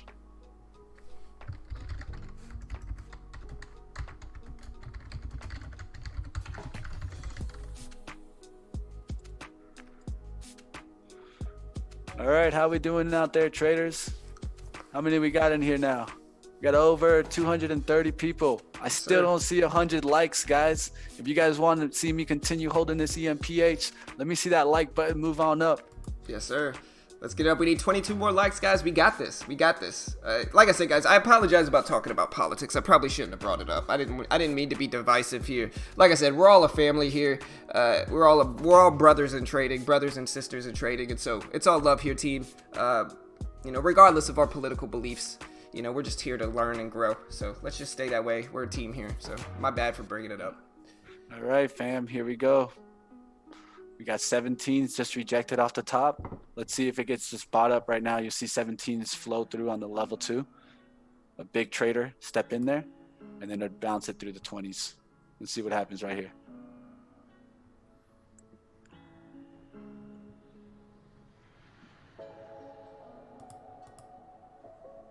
What's up, Austin? What's up, brother?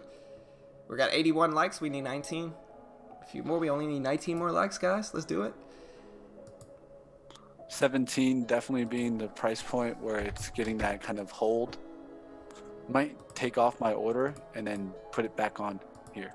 Canceling it. Gonna give it a chance here to recollect. Sometimes when you have order outs, you kind of affect the stock negatively here. So I'm just gonna wait for a second, see if it gets scooped here at 32s. Yeah, it's also that previous high of the day right there at like 32, roughly right around there. This move. Gideon's asking, what's up with the Disney chart? Mitch is usually the one with Disney. It's below the VWAP for me. I would look at that 144 support, see if that holds, So with Disney, a lot of the times you have to look at the higher time frames with higher caps.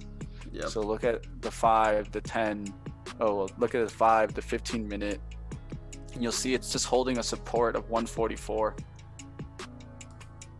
And it's just holding that support. So you got to determine your trade based off of that. Understand that first.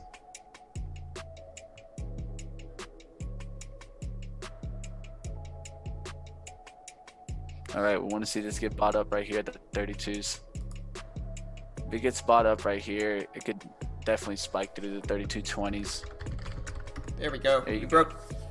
Go ahead, my bad. No, there you go. We started to see some volume and some likes. Yeah, that's what I was bringing up. We broke 100, guys. We got 102 likes in this thing, man. Thank you for the support. I'll keep holding it. Let's let this rocket go.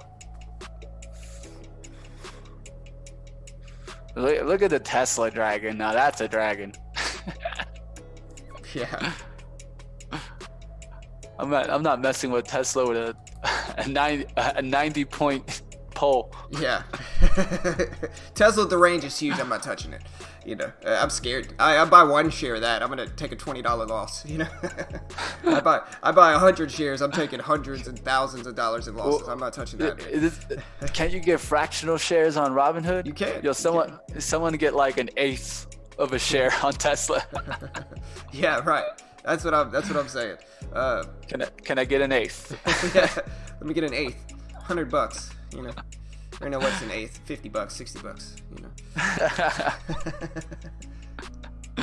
We'll see what happens here, guys. Look at that Tesla dragon. Yeah, look there at it goes. It's going to 600. Yeah. 600 magnet.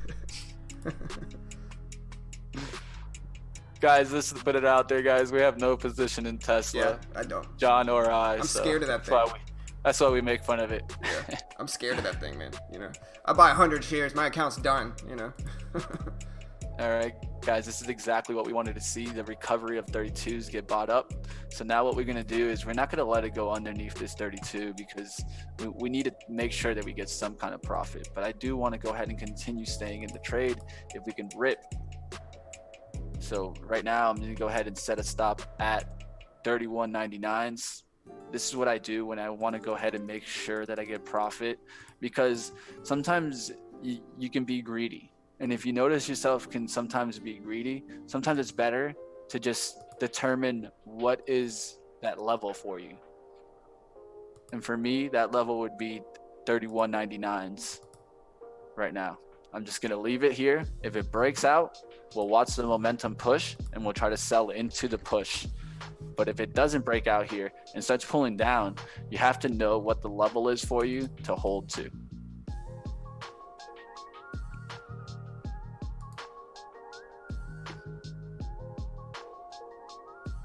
because we should get a breakout right here. You're starting to get what I call the kind of these triple highs here. So you got a push here, a push here, a push here. We can get a pullback, and it should hold the 9 EMA and break out. Yeah, you should, Mohammed. Competition doesn't start until the 22nd of February, so you still got some time, brother. Don't stress it. You should receive a call. And as we get closer, if you don't hear from them, just let me know. I got you, bro. I'll reach out to them and see what's up. But we wait a little bit. The competition doesn't start from exactly a month from now, so we still got a lot of time. Dude, I love this guy's name in the chat. The Most High. Love it. Oh, yeah, you haven't seen him, bro? He's the Illuminati guy. You know? Dude, I love the smiley face, too. I'm not going to lie. I like it. I like it. Yeah. Guys, CGC is getting a boost. This one might be a reversal for the end of the day. Be careful with that one. Big 15-minute chart. If you see the candle on the 15-minute chart, you'll understand what I mean and how it can be a reversal here. Be careful with that one.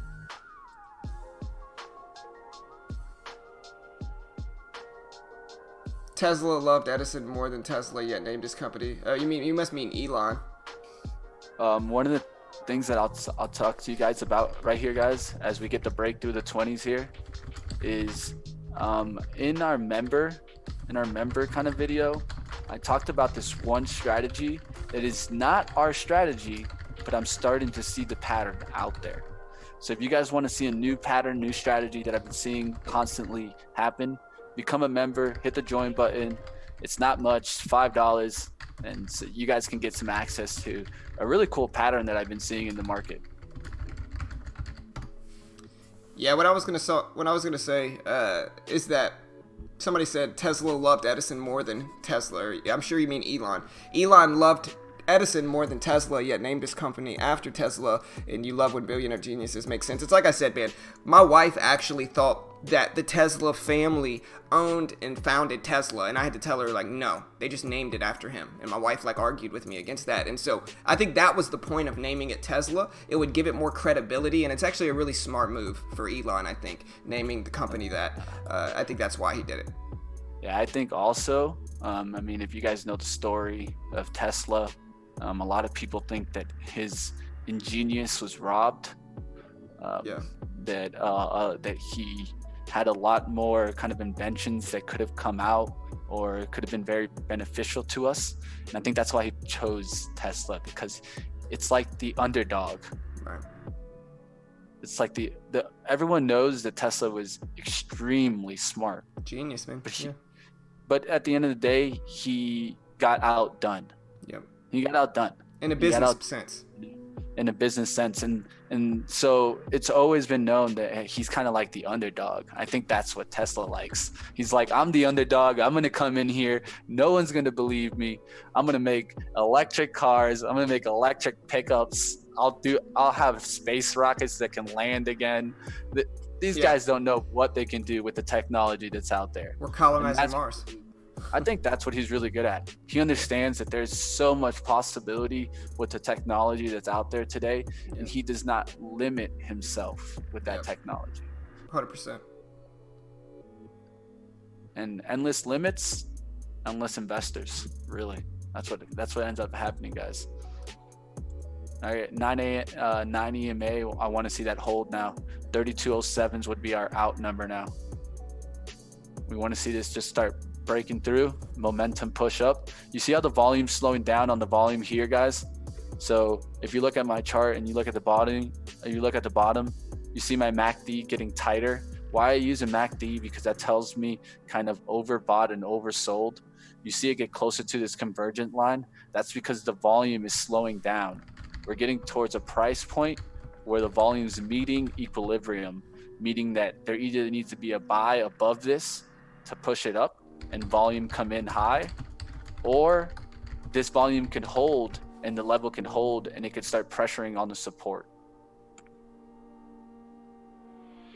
Yeah, if Elon didn't start it, I don't know the real history behind it, but if he didn't start it, whomever did probably did so for that reason. I think it was a brilliant name, because again, I think you're going to get some people that think that it's actually owned by the Tesla family, and I think that that's a good marketing point. And I think, my wife was like, oh, well, no, the Tesla family owns Tesla. And I was like, no, they don't.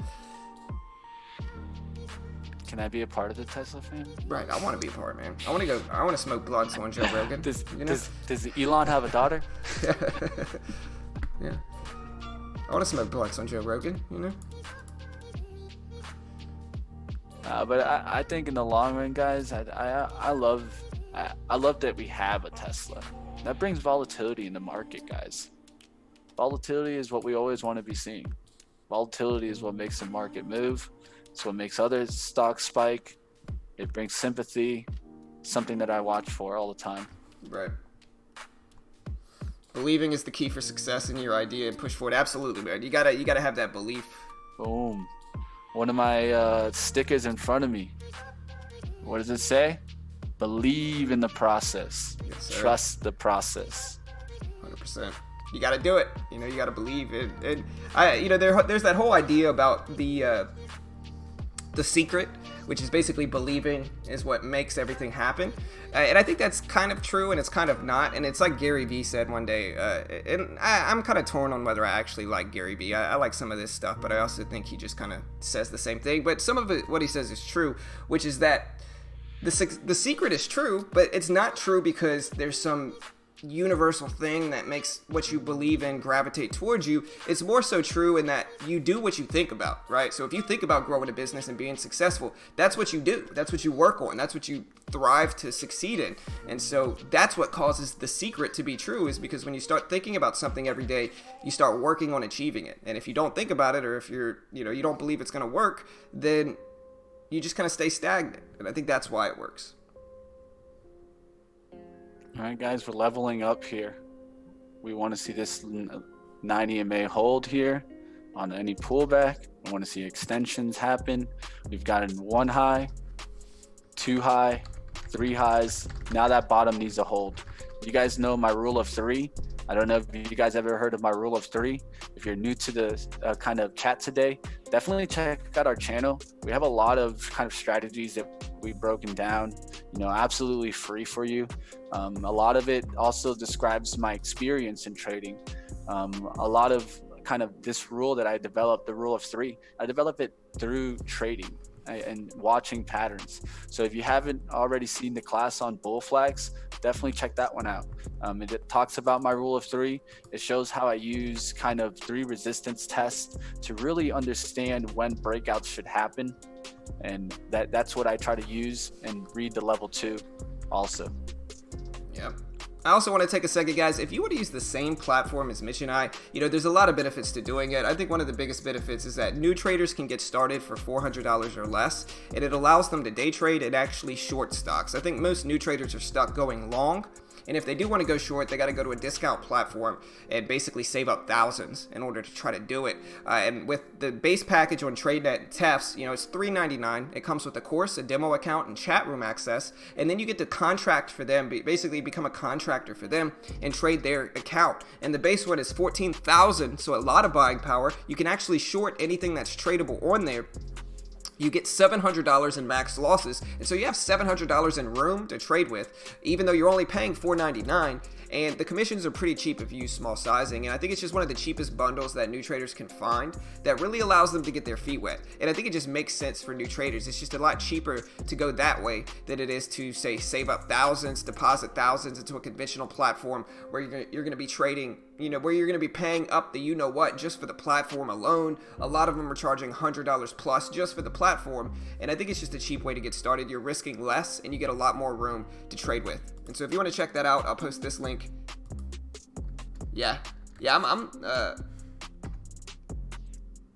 All right, guys, to set a new stop at 3208s. We're pushing through the 3220s here. It needs to just continue the momentum. So with that, I set a stop, let it keep working, let it keep trying to get to that next level here. Volume started to spike there and then stopped. So that's what I'm kind of concerned about.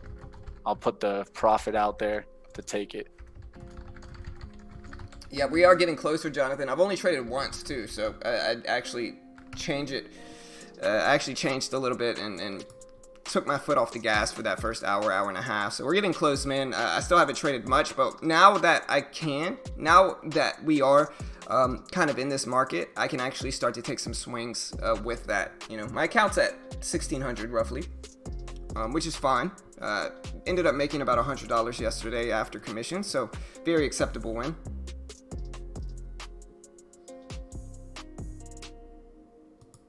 So there's different levels. So this isn't actually us the most high. We're just referral. We just refer people to them. So we are biased in their favor, obviously, because we make a commission if you sign up through us. But again, I mean, I think it's just a cheaper way to get started. To be fair, I think most traders are probably going to lose their base pack, their intro TradeNet account as well, because I think most new traders are just going to lose regardless of where they go. I think they're going to lose on wherever they choose to go as well. But I think you're ultimately risking much less with these, and I think for that reason it makes sense. For that reason, I think it makes sense because they're just risking less. You're risking $3.99. You're risking $400, and I think that's a very cheap. That's a very cheap price to risk and an understandable price for that reason.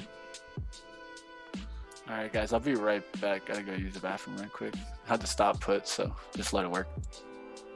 Yeah, I think somebody said, how do they treat your taxes? I'm pretty sure they treat you as a private contractor, and that's how they get around the PDT rule as well, because it's kind of like a prop firm. You're basically a contractor for them, you know, and I think that's how they do it.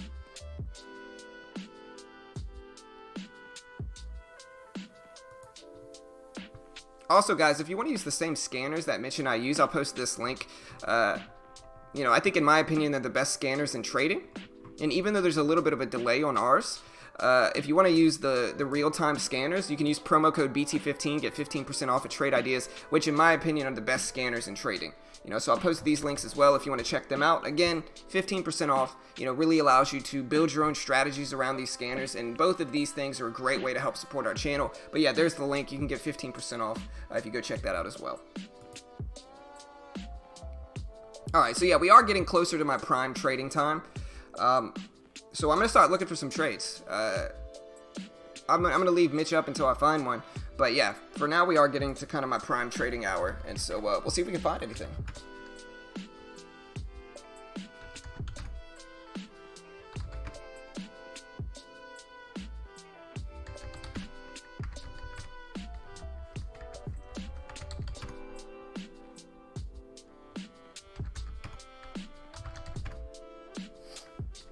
Looking at MU maybe? MU pulls back to the VWAP, it might get interesting. We'll see though. I'm going to wait for some of these strategies to fulfill though.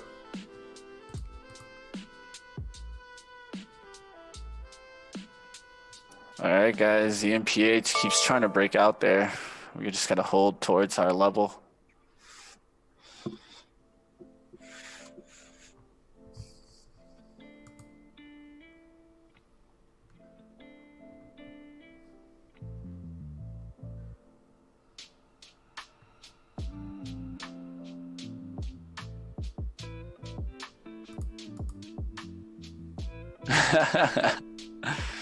Uncle Sam will find you, man. Yeah, I'm pretty sure it's Income Buzz, but I would reach out to them and ask them. I know whenever you trade their accounts, they wire you the money, but I'm pretty sure they pay you like a private contractor. Like I said, not 100% sure though, and for tax questions, especially for liability reasons, I have to suggest you ask them. And that I am not a tax professional. You want to ask them that. I'm pretty sure, I would think that since you are a contractor, they pay you via 1099 at the end of the year. And so it would just be 1099 income, but I'm not 100% sure, and it's best to reach out to them and ask them. Yeah. I don't want to go into specifics there, and that's why you see John. There's no need for us to go into specifics there, you guys. Yeah. We'll leave that up to the company or an accountant. Yeah. All right, guys, a whole bunch of volume right here. You see this volume collecting there at 32.25s is 2 orders for 120. Could that have been the 420 guy? It's plausible.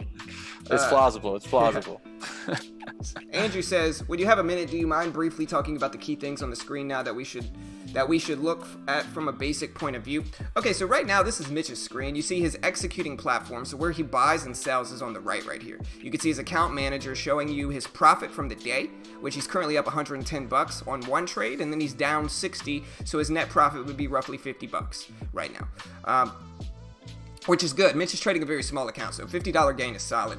If you look to the left side of the screen, you see the scanners. And so the new daily highs is just showing us stocks that have broken new highs of the day recently. High of the day Momo is a similar thing, but with momentum stocks, so it's showing you basically high of the day breakouts. Massive volume and low float is showing you from either side, long or short, for that low float stocks are moving, so small float stocks. VWAP fade is just showing you stocks that have crossed over or under the VWAP.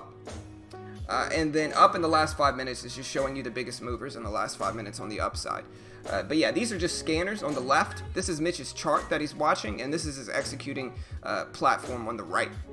This is what we're doing.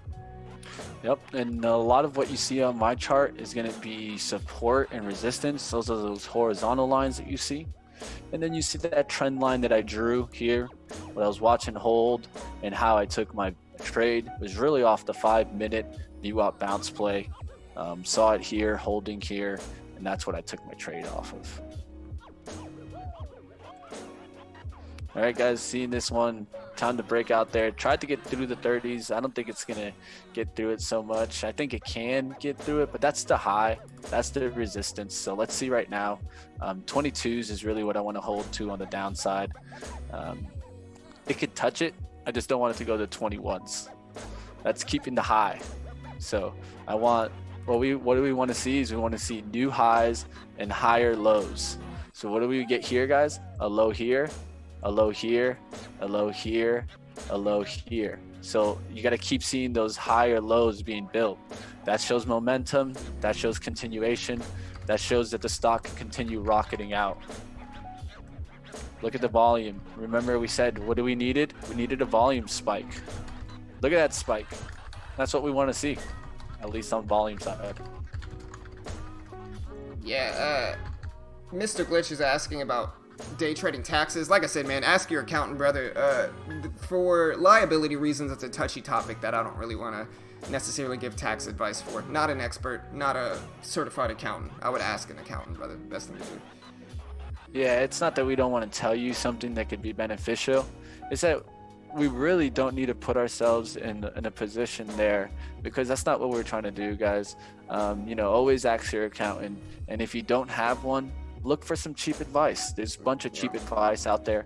I would much rather take an advice from a CPA, from even an online help, than I would go off of someone on YouTube or even someone as your friend. Always ask an accounting professional when it comes to taxes. I can't stress that enough. Yes, sir. A professional. Yeah, not us. Not me. even though I got a finance degree, guys. I got a finance degree. I could have very easily gone into accounting, and then you guys could have been asking me. But guess what?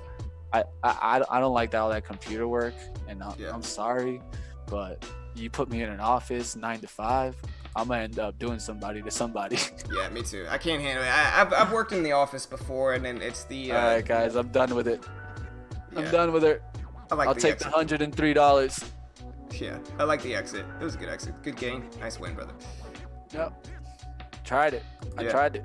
Nah, you nailed it, bro. You did good. And we got out there close to the 20, which is what our original intended goal was when we broke out through the 90. Yeah, it was a solid trade. Not a bad trade. Yeah, good work, man. All right, guys. I'll let John take back over, guys. That's gonna be it. That's gonna do it for me, guys. Yeah, so we'll see. We're getting closer to that time frame. Where I'm going to trade more. I've only traded once, very small position like I told you guys I would earlier. Didn't want to go crazy with my trading today. Wanted to take some time and try to be disciplined for that first hour and a half, just because, it's been tough, that first hour and a half. I've ended every day in the last 6 trading days green, but the problem is that first hour has been kind of hurting me. And so I try to stay patient. And honestly, right now, I don't see anything I necessarily love. I'm waiting for a few things, right? Right now I'm looking at MU for a pullback, and I'm looking at Kron. If Kron can pull back to 840s, I don't hate it. And I might jump in with a solid position there. AMD's pulling back now. I don't hate it either, but I'm also watching the SPY very closely here. I don't mind AMD's pullback though, and so I might take this one because I'm looking at that and Kron. I've also noticed I don't mind taking a few positions here. So we're looking at AMD. I'm going to jump in with 300 shares here. Anticipating a bounce, keeping my risk pretty tight. Make sure you guys can see this. Yeah, you're good. All right, and I'm also looking at Kron. Like I said, if Kron can pull back, I'll take that too. Let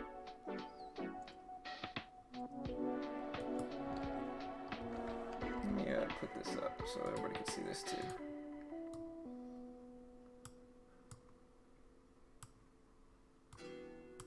But we need the pullback in Kron down to like 840s, 845. I'll take that. And I don't mind AMD because it's got this pre-market support here at 165.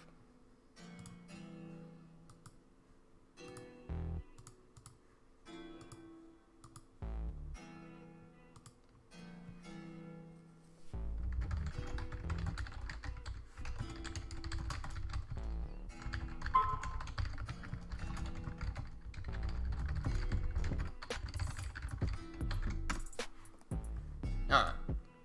So yeah, looking at Kron, we need a bigger pullback to like the 40s though for this one. Maybe MU too. Doesn't look terrible. All right, traders. Before I get on out of here, definitely, guys, if you haven't already heard, we're gonna be releasing one of the it's the second member video. What I really like about the member video is I've told you guys about it. I started I'll give you guys a little bit more insight. It's an Excel spreadsheet. Really giving you insight on what stocks are performing, what strategies. One of the key things that I think this is gives us the ability is to find the stocks that do the strategies that we trade. Like one of the best strategies right now is probably going to be one of our VWAP strategies. So I'll be talking about it in the video, but I also find new patterns by doing this. And in the video, I actually break down a new pattern that I've been seeing often. I don't have a strategy for it just yet, but if you see a pattern, start looking for it more often, and you can maybe even create your own strategy based off of a pattern that you're seeing consistently repeat. So definitely check it out, guys. Really cool video. It has both John and I think that's what's very vital to it. You guys will see how we're both trading, and that's really what the important thing is here, is being able to understand what's working, what's not, what's hot, and how you guys can best manage it. Yep.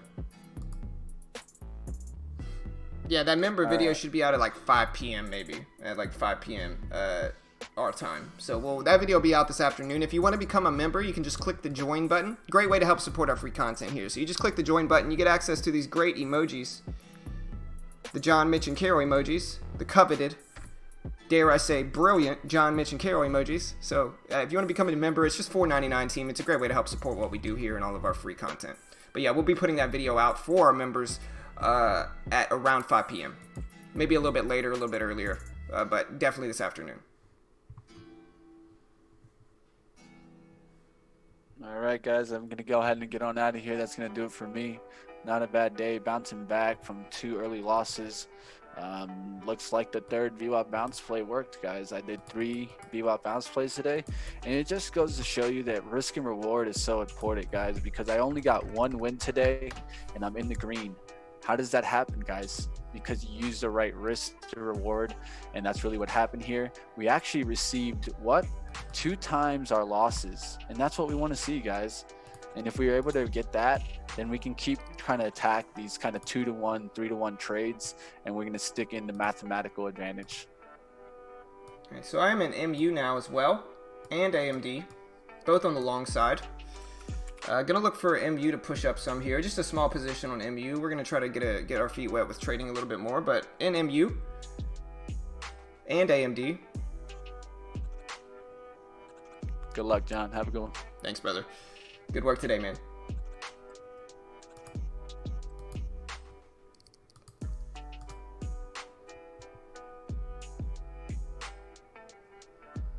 I gotta watch these. Sometimes these trend against each other. It's not really something I really thought about when I first got into these, so I gotta be a little careful. Keep these pretty tight, I think. Hopefully MU can break over that 96 level. It's got a lot of support there.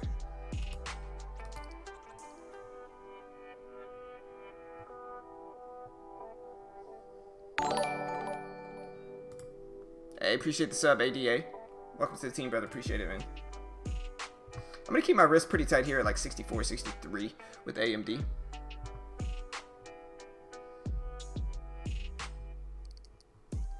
There we go. Nice little rip up for both of these. There's the whole dollar. We got to watch that though.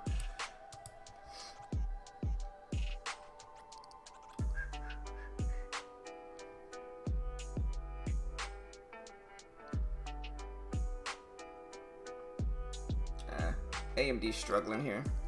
I like the risk though. I could let it test 64. Is really all I can. What I'm trying to shoot for. Maybe let it test that level. I gotta watch the SPY though. Actually, the SPY just made a huge drop in the last 3 minutes, and so I might want to be a little bit more careful with some of these, especially like AMD.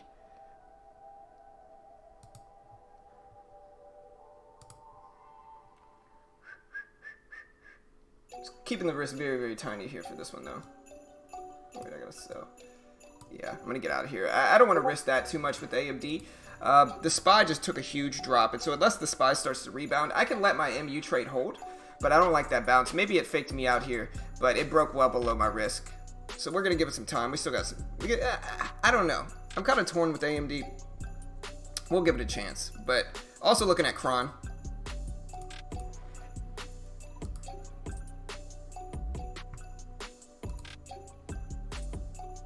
Maybe I got faked out of here on AMD. We're gonna let that work. Problem is the SPY is just crashing down, which is what I'm really watching.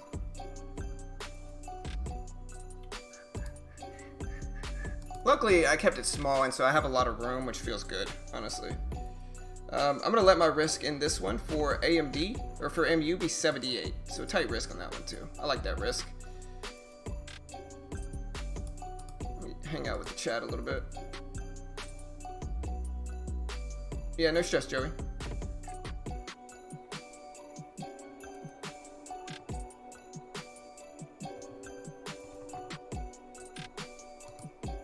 Maybe I got faked out at MBU a little bit, or AMD. We'll see.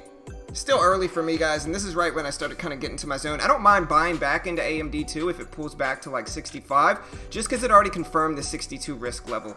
And sure, I got faked out of the first few shares, but that's okay. We're gonna look for a pullback to 65, and maybe I'm getting stubborn, but I don't hate it. There's the pullback to 65. Gonna take there's 64. I'll get a little bit better position there.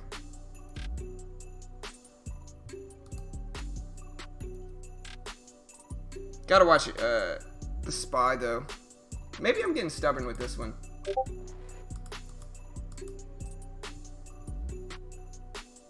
A little bit of a bounce.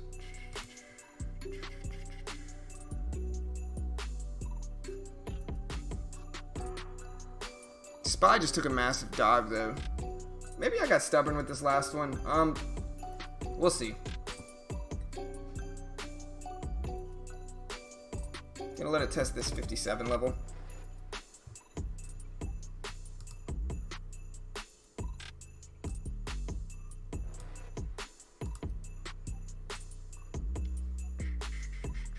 I like this 57 risk.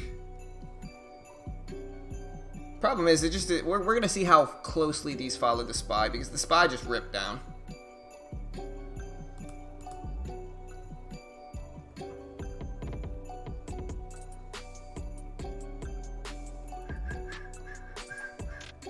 See what MU's doing. I gotta watch MU closely here though. MU's the scarier one because it's right around my risk.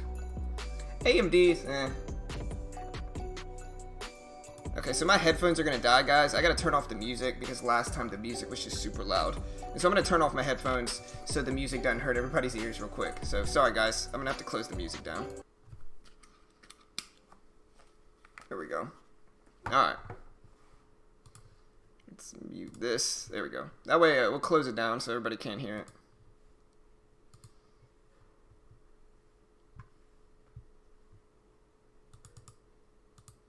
So what's the weather like for everybody, man? The weather here in Texas is just rainy and cold, man. Rainy and cold.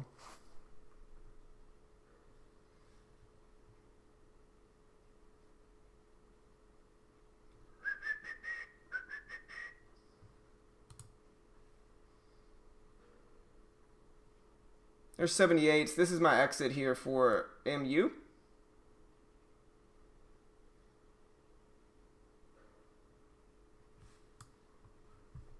Or no, my exit. Yeah, this is my exit here for MU.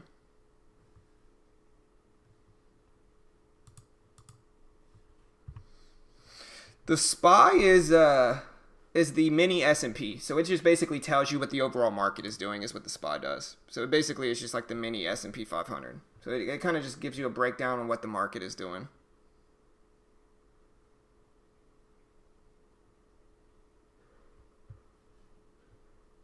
All right, this is my risk here. We'll see if we bounce here again, but hand over the cover button.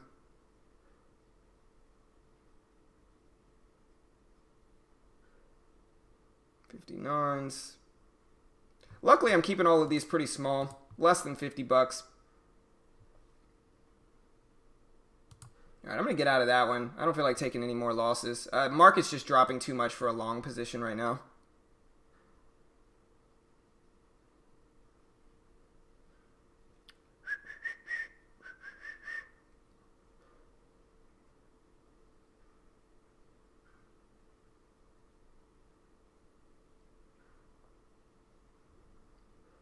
$60s. All right, that's a little bit better.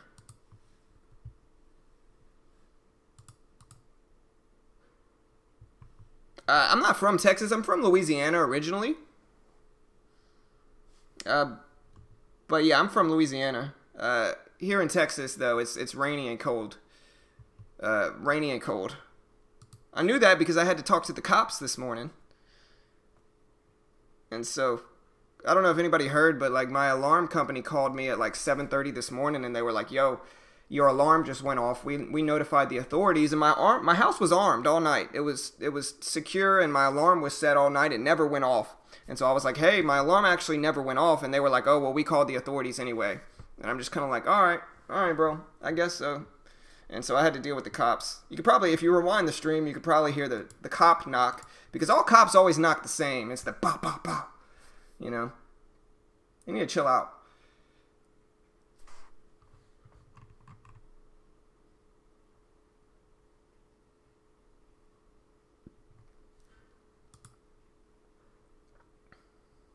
Yeah, I think if we look at the SPY, guys, I mean, this is just what I'm getting caught in. Luckily, I'm keeping it pretty small because I didn't trade as much as I did before. And so I'm down like $40, which is small.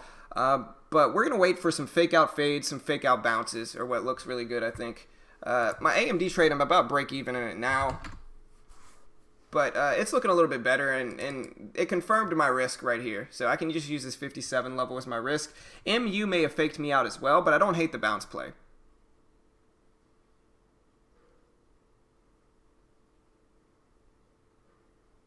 But yeah, Young saying this previous support turned into resistance right here at 64. So I think that is a big level that we need to break.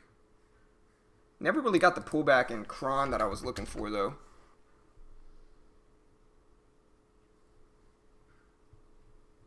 We're going to wait for some better setups, though.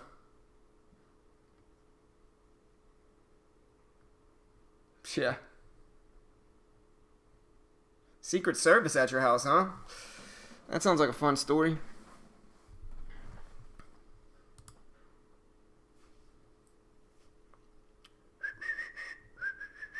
Kind of bummed out. I gotta charge my headphones so I can listen to music.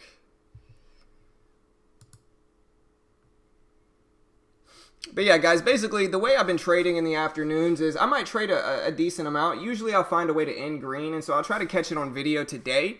I was patient enough this morning where I didn't take any huge losses or any big swings, and so I have that room to take a few swings now. And so the big thing right now, though, is, again, if we look at the SPY here, I mean, this is what dragged my bounce plays down. If you look at it, the SPY just quickly broke down the last 20 minutes or so, and so after I got into my trades, it just kind of dragged my trades down a little bit, unfortunately. I don't hate MU, and it is bouncing there, so maybe I should have had a little bit more discipline with that one, but I lost like $15 on it. Small scale, and we're just going to try to get my groove in, try to feel in the zone a little bit, even though I am on stream, and try to get into a few good trades. I'm also watching BYND here as well. Doesn't look terrible, but yeah, there goes MU. Maybe I got scared out of it a little early.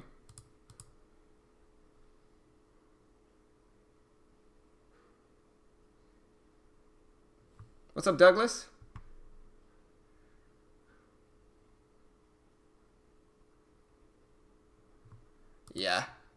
I'm gonna have to remove that, man.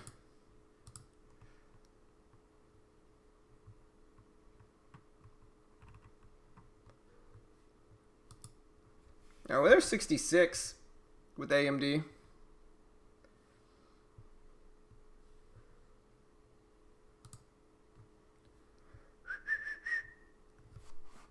SPY dropping now, though. That might drag AMD down.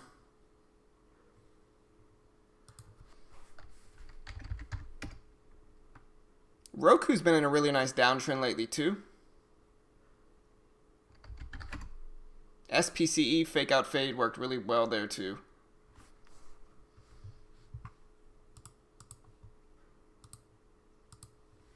Maybe I just got scared out of my 2 trades on MU and AMD a little bit early, and that's what I gotta work on not doing. I think I've been getting faked out a little bit too much with those.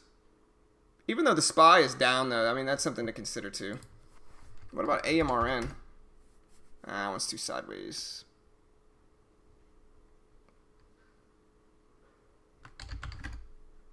CLVS didn't look bad for fades. What else we got?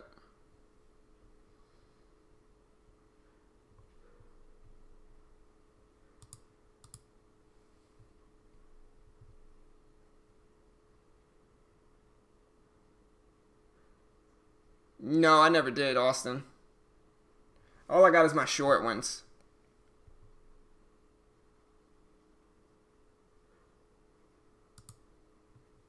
Oof, man, big drop on AMD. This is the big level I got to look for it to hold here at 58. And I could add here, anticipating that hold, but if I do add, I got to keep my risk at 56 tight.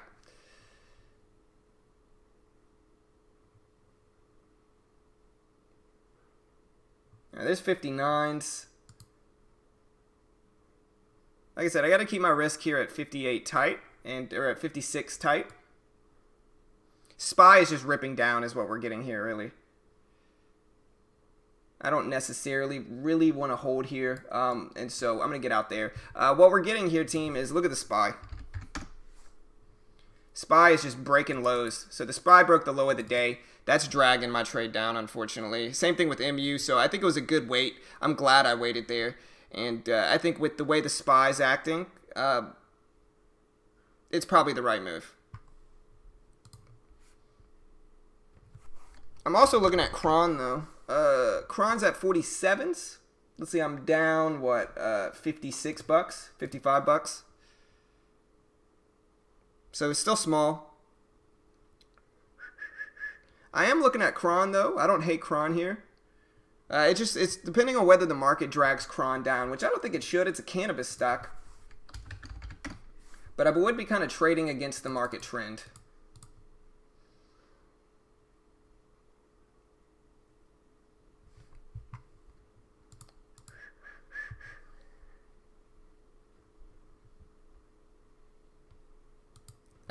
I think there's a year quota, Onyx. I think after a year, you have to make a certain amount of money. Again, though, it's a year quota, and so I think a year is plenty of time. But on a weekly or daily basis, I don't think so. I think you're good. I don't think you have to trade you don't have to trade like a certain amount of times per week or anything like that. I think after a year, you have to make a certain amount of money, which, again, I think a year is plenty of time. So I think that's how they do it. Maybe I should have taken Cron because it did bounce there.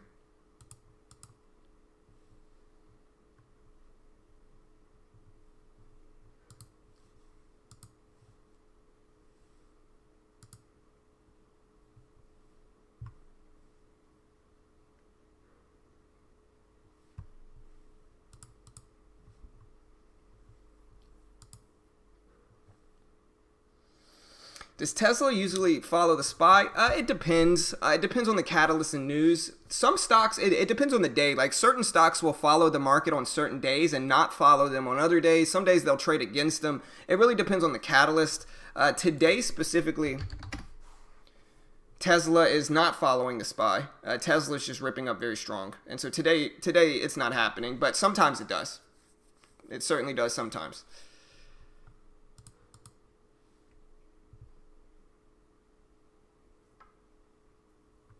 APT halted. I'm looking at Cron. Maybe if it can give me a better pullback, I'll take it. Ooh. look at APT ripping up there. Hey, no stress, Onyx. Thanks for being here, brother. Appreciate the support, man.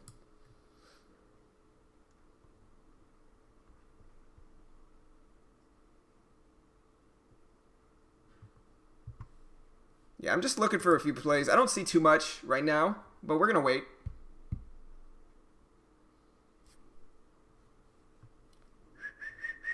Let's see what SQ is doing. What's some other tech stocks, guys? They got Space, Roku, SQ,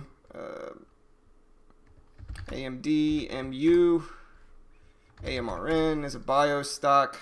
What else we got? Snap, Twitter.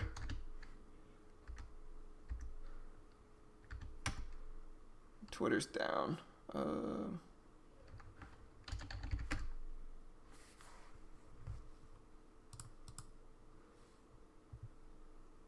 Yeah, that's basically right, Young.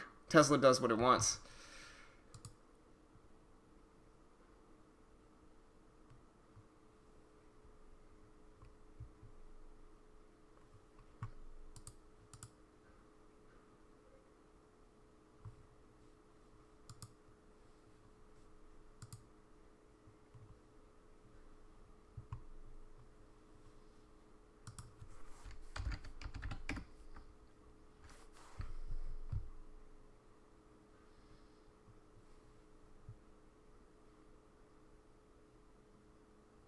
There goes Kron. Maybe I should have taken that 48 level that I was talking about, 46, 48 with it. A little bit too late for it now, but maybe I should have taken that. Too late, though.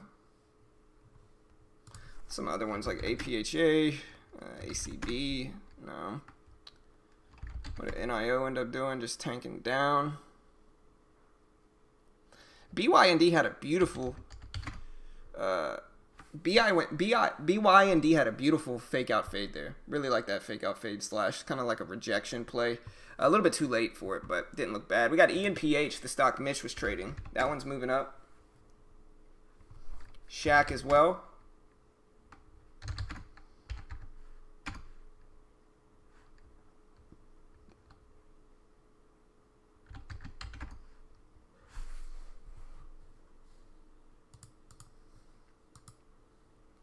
Uber. Yeah, I forgot about Uber. I traded Uber yesterday too and had a good green trade in it.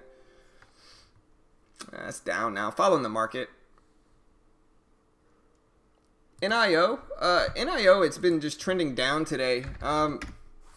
It's kind of like competing with Tesla, and so when Tesla rips, NIO goes down a lot of the time.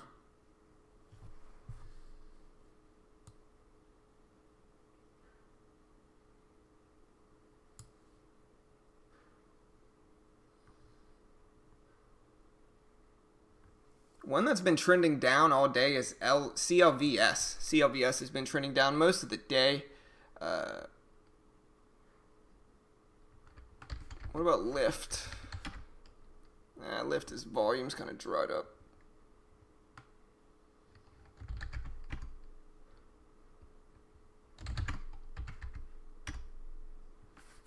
Yeah, I'm just not really seeing much, honestly.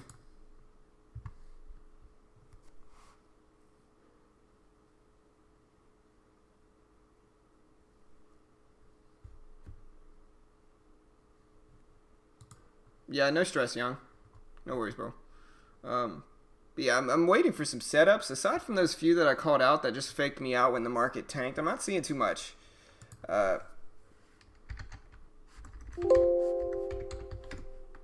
G and MX, if you like penny stocks, I mean, G and MX is ripping. That one is ripping strong.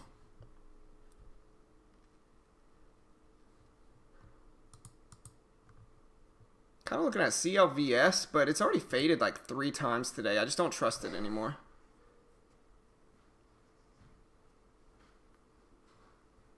So I'm just waiting. Market's starting to dive down.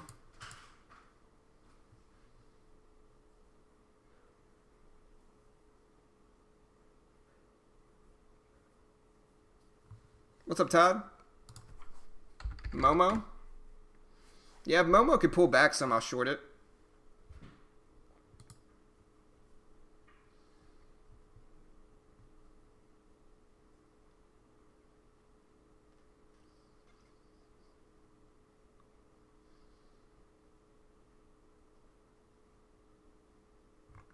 But yeah, we can see my trades yesterday. I can go over those. I'm going to make a video about these, but these are my trades from yesterday. You can see I was down 167 bucks. I got into CGC and space for the fake out bounce and the fade. And you can see I took profits on CGC first. Then I got into space. I took profits on that one, made about 100 bucks on that, which brought me to green on the day. You can see me clipping it, adding it, posting it on Discord. And then I jumped in Uber for the bounce play. A little bit early, but I got in Uber for the bounce play. And that one worked out. Took profits on that one. Made about 50 bucks, it looks like, from it on Uber. 60 bucks maybe. Got myself, yes, roughly under 60 bucks. Clipped it again. And then my last trade was on Tesla, believe it or not. I jumped in with 150 shares for the VWAP bounce. Took a little bit of a swing since I had some cushion at that point and made about another 80 bucks, 80, 90 bucks on it. You can see me clipping that. Ended the day up 160 yesterday. You can see me clipping it and taking a picture of it. So a solid day. We just got to wait for something, guys. We're not seeing too much here. Maybe CLVS, but the fade's already happened a bunch, so I don't want to continue to try to fade that one.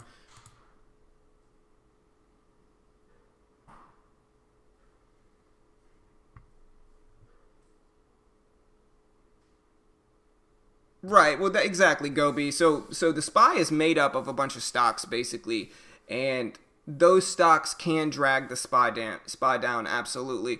But 3 out of 4 stocks overall follow the overall market. And what I use with the SPY is I use it just as an interpretation of what the overall market is doing. And so that's basically what I mean, is that certain stocks are going to go down when the market drops, and certain markets are going to go up when certain stocks go up. It's the same thing. But yeah, that's basically what I mean by it. Like I said, I just use the SPY as an interpretation on what the overall market does, right? And so that's what I really mean, is that I watch the overall market. Sometimes, even if stocks aren't super included on that, like CGC, Cron, they're still going to follow the market a certain amount. And that's really what I look for.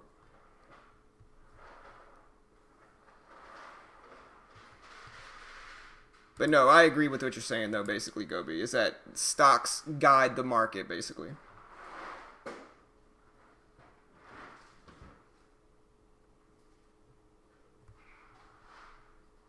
What's the news on the SPY for the drop?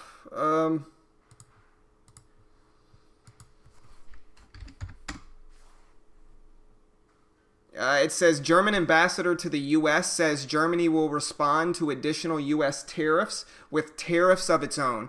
And so that's overall market news. And that's what I'm interpreting with the SPY, is that that's dragging the market down, not really an individual stock, but the overall market. And then the overall market is influencing the other stocks. And so that's exactly my point, is that sometimes it's the market, sometimes it's the stocks. But regardless, is that I use the market and the SPY specifically as just an interpretation of what the overall market is doing. You know, and that's a good example of, that just came out 10 minutes ago or 6 minutes ago, which is what started this big drop in the SPY as well. So it's a little bit of both, really.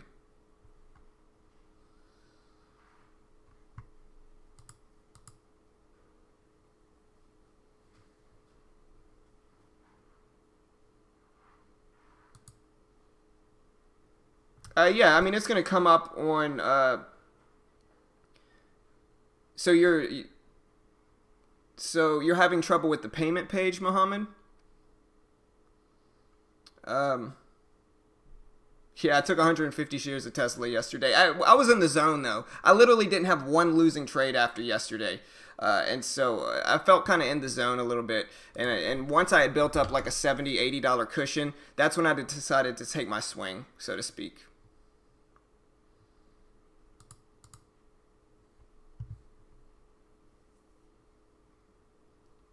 Oh, right, for sure. I agree, Todd. Some stocks are going to follow it, and yeah, 100%. Yeah, me too, Jonathan. I'm waiting for the good setups. I'm kind of looking at MU. I was looking at CLVS, but I didn't like it because it had already faded a few times today.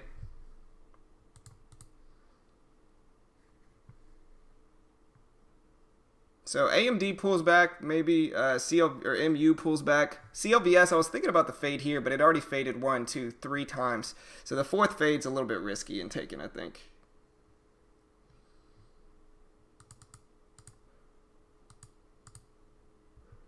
All right, so MU is one I am considering here. I would have to use this 57 level as my risk, and so my risk would be about 20 cents.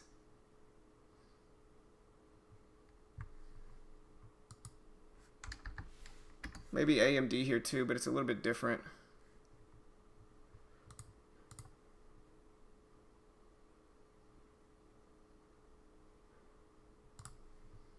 All right, I'm going to jump in here with another 100 shares on MU.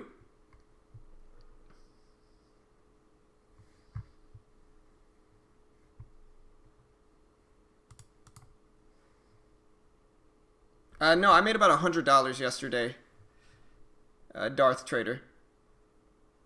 So yeah, I have the video here. I made, in gross profit, I was up 160. After all the trading and commissions, I was up about $100. But yeah, this is my trading day from yesterday. I had a few pretty solid trades after the stream, which made me come to the realization that I need to be more patient at the open. But yeah, I made money. You can see here, this is my whole trading day. So it was a good day. I made $100, and it was one of those things where, yeah, here's the fake out fade on MU. It was one of those days where it's like, I know I need to have that patience at the first opening bell. I know that that's what I really need to do, and that's what I really need to focus on. And so it was a pretty profitable day once I focused on late morning plays. But if I get caught trading the first hour, I usually end up paying for it, unfortunately.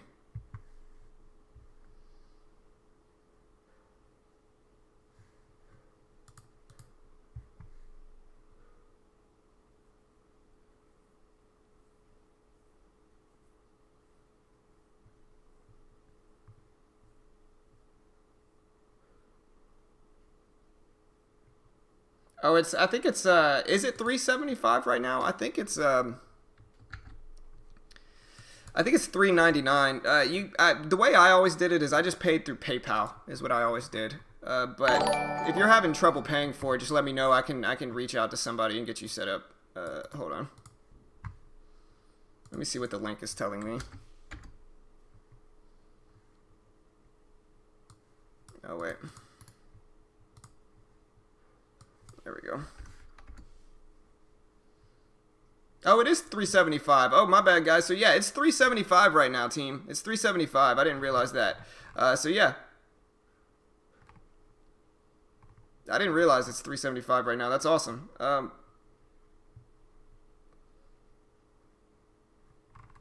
That's cool. So, yeah, it's 375 right now, apparently, guys, for the intro package. So, it's a pretty solid deal. There's the link if you want to check it out. It's actually 375.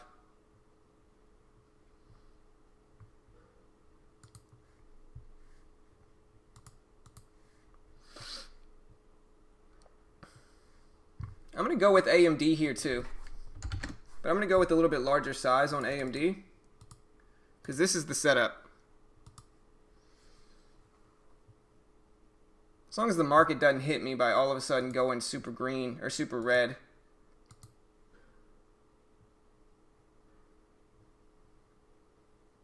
Alright, I'm in with 400 shares of AMD. We'll see if that works, but I'm in AMD and MU. I think they're both trending together. And hopefully we can get some nice movement up here. Let me get this ready to take profits.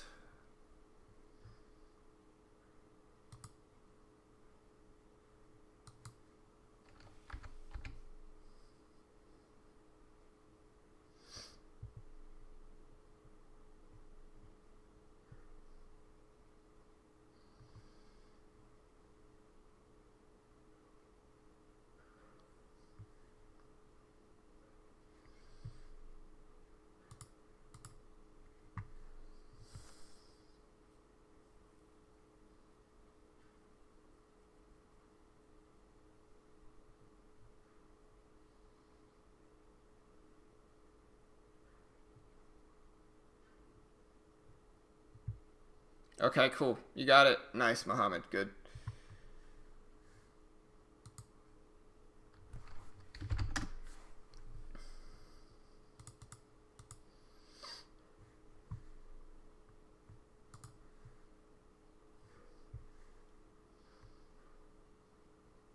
I was really thinking about adding some more to AMD here, or to MU, I mean, but I just never quite got it, unfortunately. I'm going to set a profit target of 75 for AMD.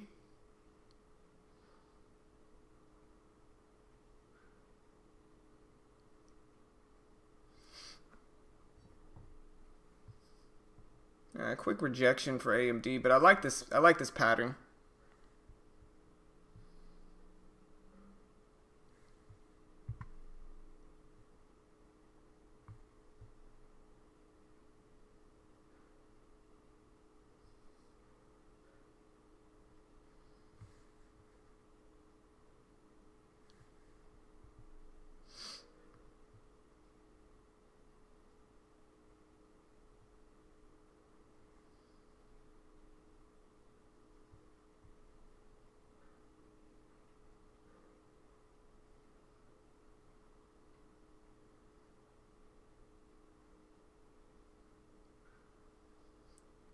I'm questioning whether I want to add a little bit more to AMD here. I don't know.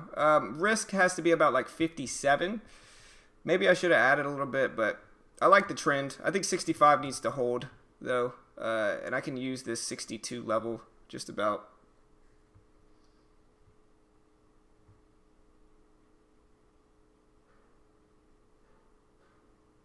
Maybe I should have added there.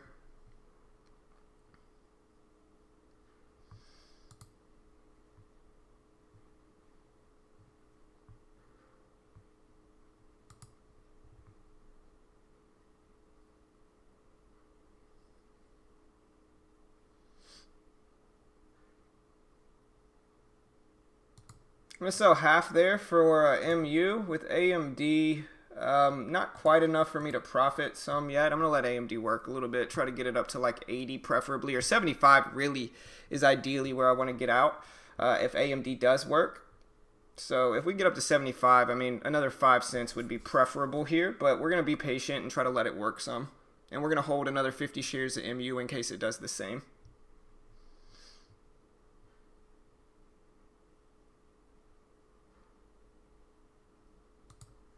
All right, I took half off of AMD there. Still holding 200 shares.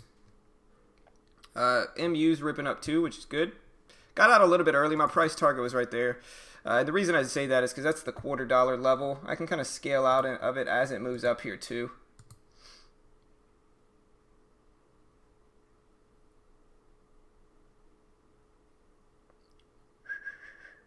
Let it work. See if it can break that level. I'm going to get out a little bit more there and then probably add a little bit more to AMD, I think, just to bank some more profit on the day. That way I can add some on any pullbacks back down to that 66 level and then let it rip up and test that high at 88. Have that patience to do it. The SPY's rebounding as well, which is in, which kind of follows and is in harmony with the trades that I'm taking here too.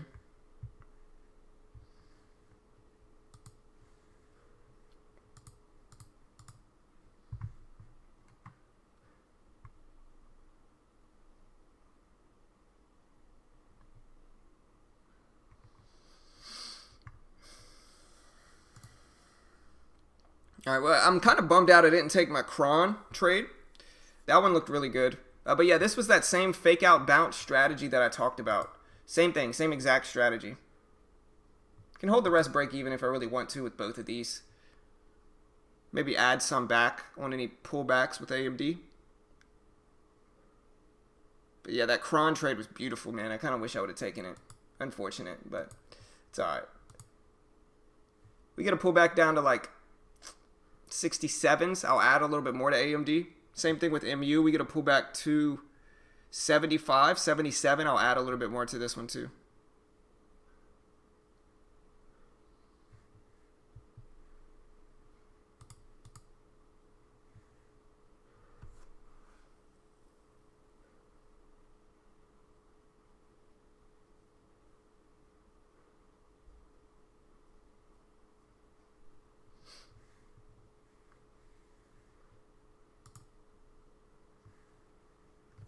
There's 69s. I could add a little bit back here in anticipating this support at 68. I think I'm just going to wait and choose to add to it Once we pull back a little bit more, I'll add another 200 shares to AMD.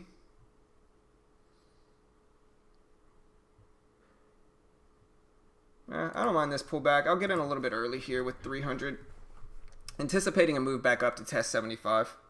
Same thing with MU. I can add a little bit more to this one too.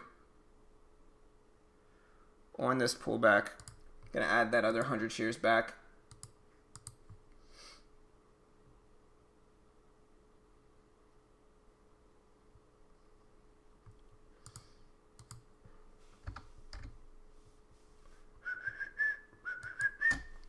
All right.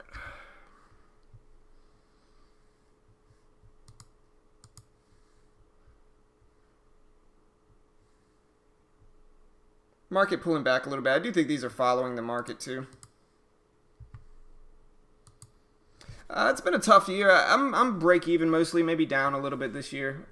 Last year was great though. My account's up roughly 15% in the last few months, and so it's been a good few months. This year's taken a slight pullback though, just because I think my trading has been a lot better in the afternoon. Not the afternoon, but the early or the late morning has been much more favorable for my style of trading, and I think I've been trading a little bit too much at the beginning of the day, like right at the bell.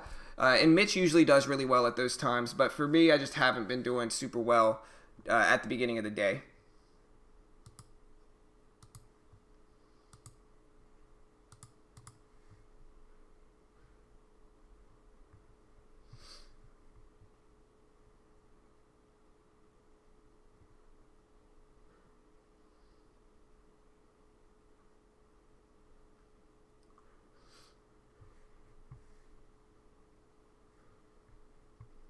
So yeah, I added back to these. I like the add.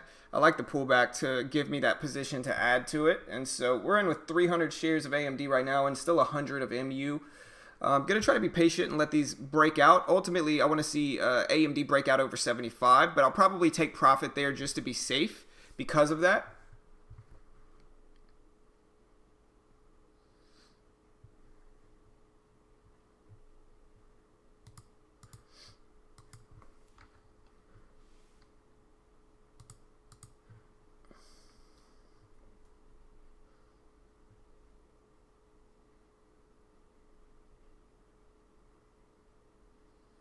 There's the 91s again for AMD.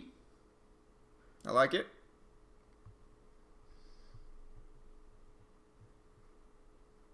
There's the 92s for MU as well. We're going to look for that break actually above 95 for MU is really where we want to break.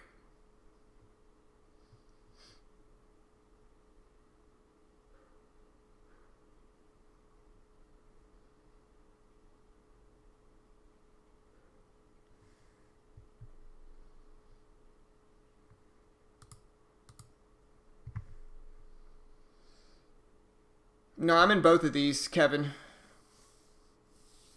Yeah, I'm in AMD and MU. Kind of scaling in and out of both of these, taking profits, getting out, getting back in. It's kind of what I'm doing here.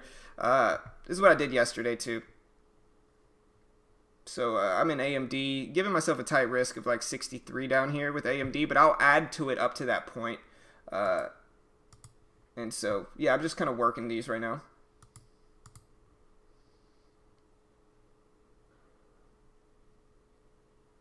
I'm going to add a little bit more to AMD. Start taking some swings here with it. Again, I'm going to maintain this 62 risk with AMD. And so I like the risk down here at 62. And I can let it test that level as well. And, as long as it holds over that for an extended period of time, we're okay with it. Same thing with AMD. Same kind of strategy with AMD or with MU. I'm doing kind of the same thing with both, where I'm scaling in, taking profits, scaling out. And if it stops me out, that's all right. It's still going to be small for the most part because my risk is small with both of these trades.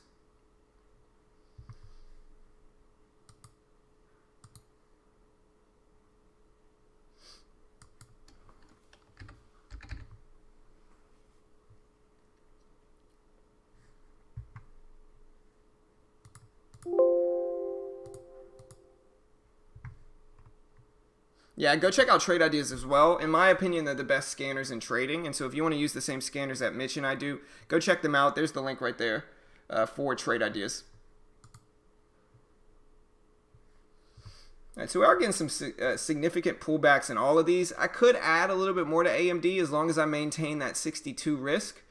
But I think I'm going to let it work and not try to add any more to this position. Look for a bounce, and remember to let it test here as well.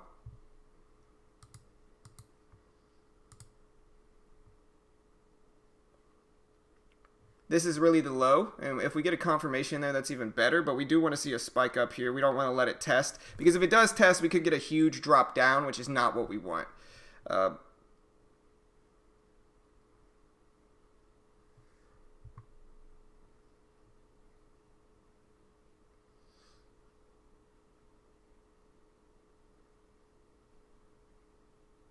My risk is in between this 62 level or this 57 level. Either of them make sense and are okay, I think.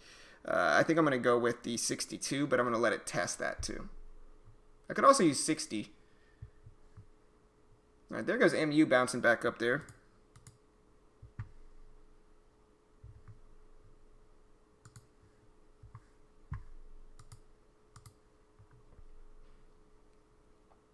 There goes MU making its climb back up, which is great, and hopefully it'll hold up there.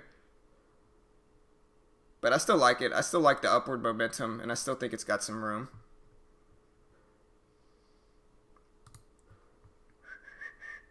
All right, there's 63s, 62s, but like I said, I can really let it test this.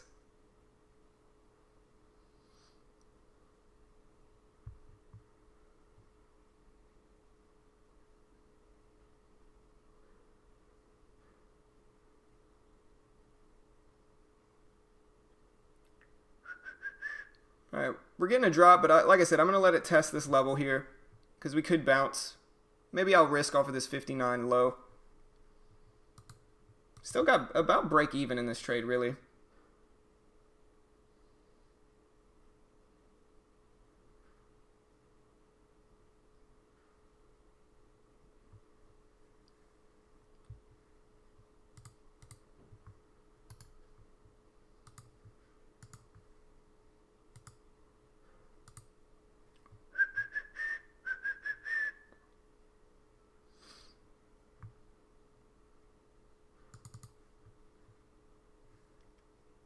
I'm looking at anything else that I might want to consider getting into. I don't hate AMD here. I really don't.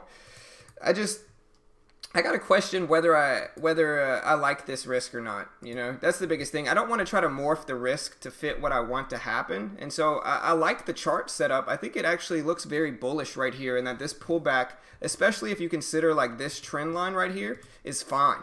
But I don't want to start morphing the trade to fit what I want to happen instead of what the chart actually shows me. And so I do have to be wary of that.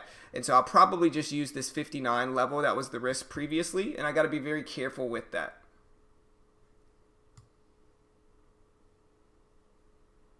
With that said, MU's bouncing up here. And so even if this one falls through, MU's still looking okay.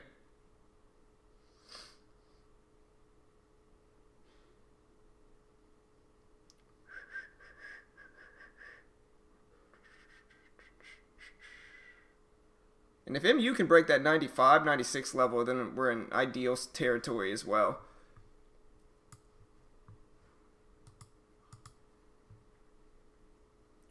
There's 63s. So yeah, I don't mind this. I don't mind this. I think risking and off of this 59 level is all right.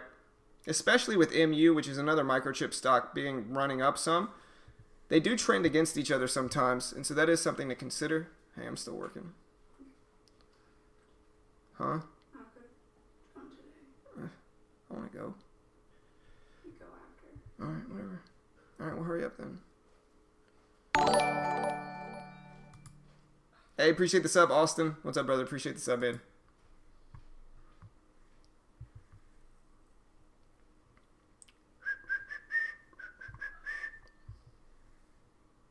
MU's looking good, though. What do you guys think? Nah, my headphones died, brother. So, no soundtrack right now.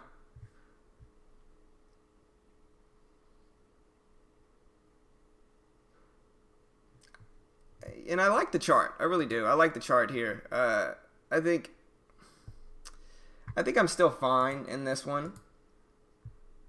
I just think my entry is a little bit high. but there's the move. So that's much better. We're going to look at what MU does here too.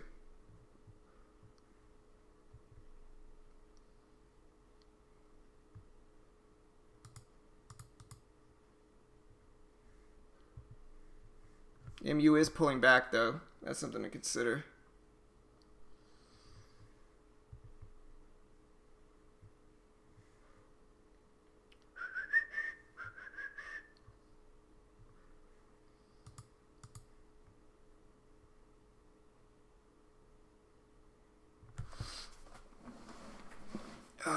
All right, there's 69, so I'm up a little bit with AMD. I'll take some more profit if we can get up to 75, just like I said before.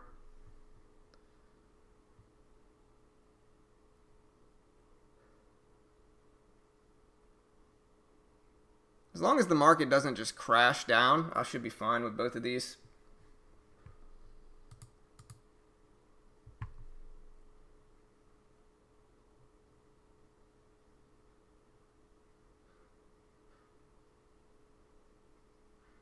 Nice, Manic. Hey, congrats, brother. This is really confusing. Yeah, I mean, if you've never traded before, bro, it takes a little bit of time to learn and understand, man. I'm really thinking about adding some more to MU here, too. Just to give myself a little bit larger gains, but we'll wait it out.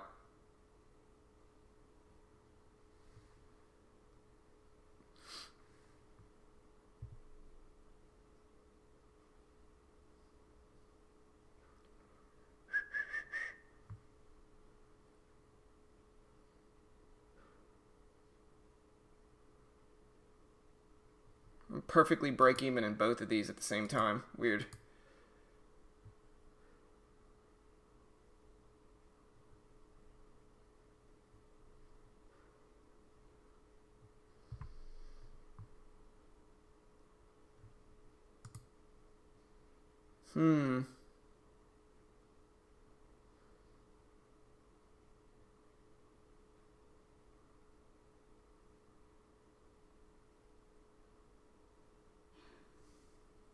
Getting a little bit of a pullback in both of these.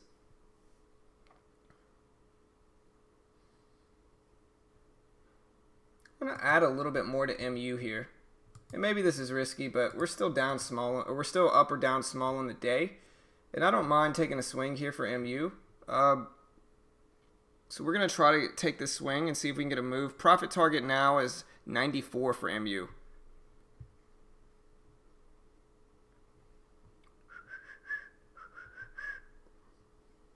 Market's tanking. That's bad.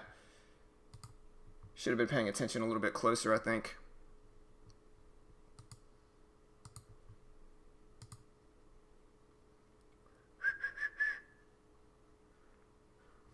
Risk 72 for MU. We'll see if the market bounces at the low of the day here, where that support is, but market tanking down, not great for either of my long trades. Maybe I should, with the market acting like it is, I shouldn't be going long in the trades, but we'll see. Let's see, we're at 76. All right. Still very small with both of these, though. And I made enough money in them to stay mostly break even. Market rebounding a little bit. Hopefully it maintains over that low of the day.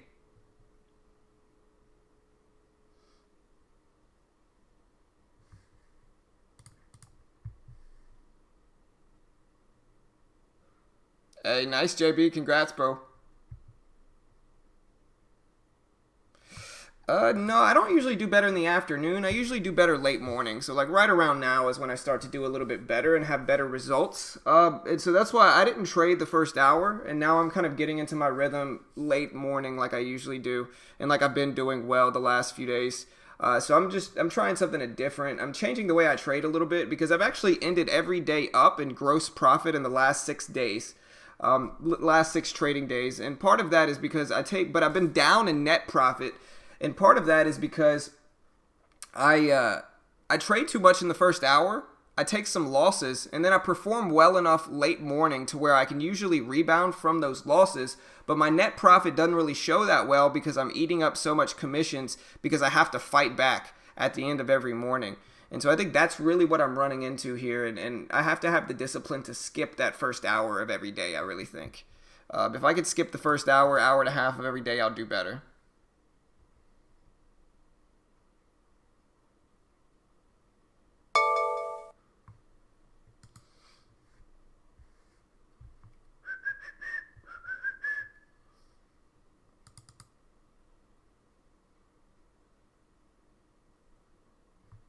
Yeah, about break even in both of these right now. We're going to let them work.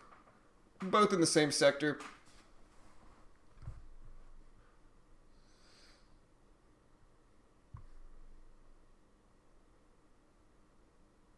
All right, so here's the move on AMD. If we get up to 75, really 74, close to that high up here, then I'll take profits. But we need to get up there first.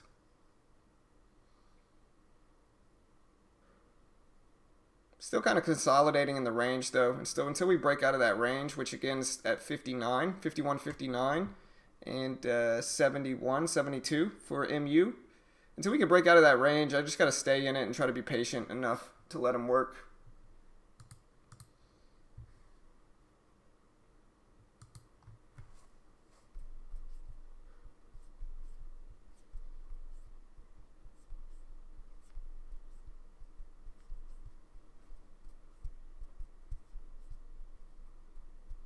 Momo breaking lows of the day too. Market's bouncing up, which should be good for me.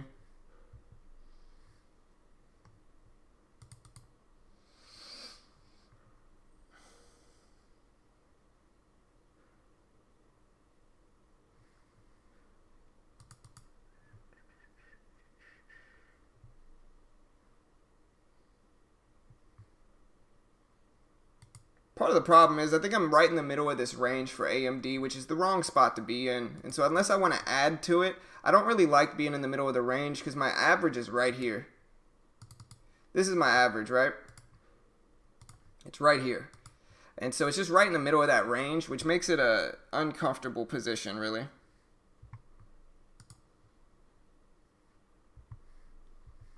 Again, though, we got to let it test the range.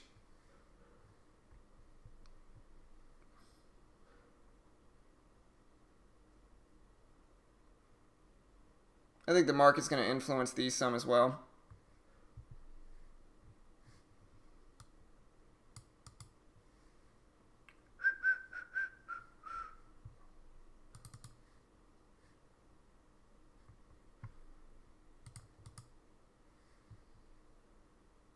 A few years, JB.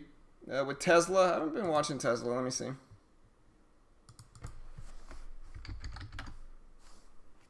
Tesla, man, just going crazy. I think it's going to hit 600 soon. I don't know in the next day, but sometime soon, hopefully.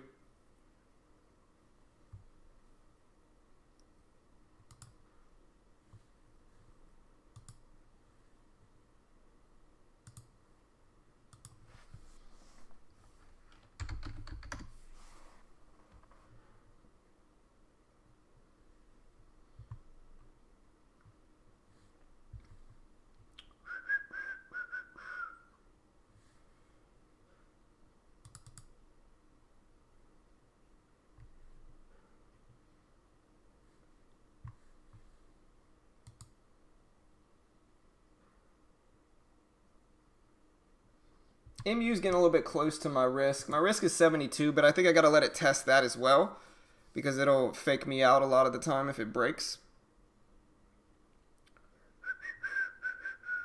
Which we're right around that now.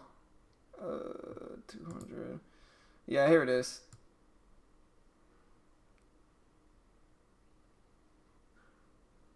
And I think really I'm just getting caught in the market swings because the market is starting to squeeze down here.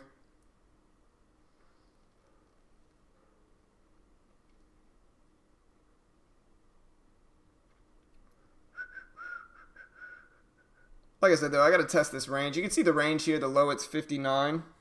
MU, I might be letting it run a little bit too long, though.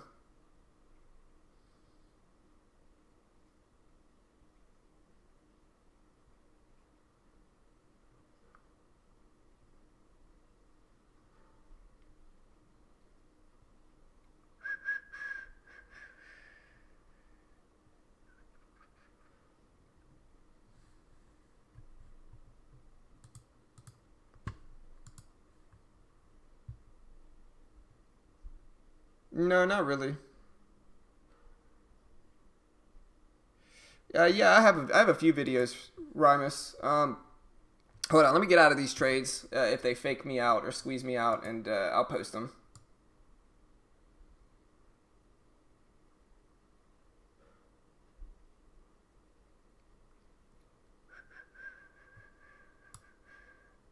And yeah, I mean, if today's a losing day, that's all right. Like I made $100 yesterday in net profit, and so you know, you're not gonna win every day, and so it hasn't been a bad few weeks. I haven't had it. If this is a losing day, it's gonna be my first losing day in gross profit in 6 days. But we still got a little bit of time left. Even though I might close the stream, I'll probably keep trading, and then I'll just include the trades from that in the video I put out this week or today. So I will put out the video from yesterday's trading, and if I do trade any more today, I'll put that out today as well. But we'll see. We're still not at my levels quite yet for AMD. And MU still testing that low. So we're going to wait.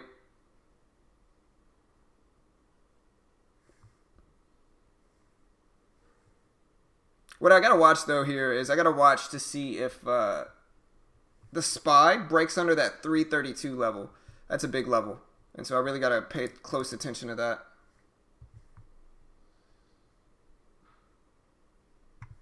So since I'm in a little bit more comfortable of a position, I got you, Rymus. Let me find it. We got a few videos. Here's one. There's one. We actually have a class on one. So let me find that too.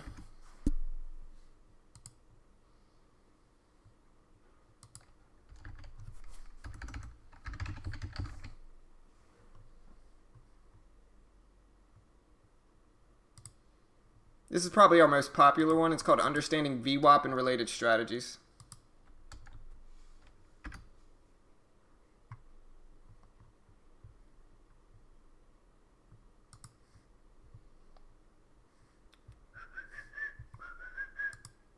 All right, well, MU is in a better position at least right now.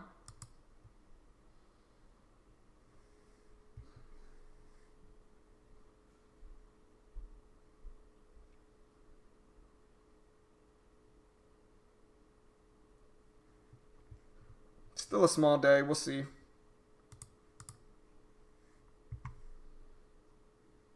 Yeah, I'm all right. Yeah, I'm just hanging out, man. I gotta wait for some of these to break the ranges. And so, I mean, even if these stop me out, like I said, after these trades are done, I'll probably trade off stream a little while, especially, you know, if I want to try to rebound a little bit, and I'll be sure to post those videos this afternoon. Sometimes it's better, you know, to just trade in the zone without outside influence. And so sometimes I got to do that just to kind of readjust and get my mind right in trading. It's definitely more comfortable to trade off stream where I don't have the fear of losing, because on stream, you know, you're always worried about what the chat's going to say if you lose. And, you know, so it's difficult to say the least. But, yeah, usually I can find a way to rebound. Like I said, I record everything, so here's yesterday's trading. I was down 167, made a few good trades, and ended the day up after this last Netflix trade. Ended the day up $160, $159.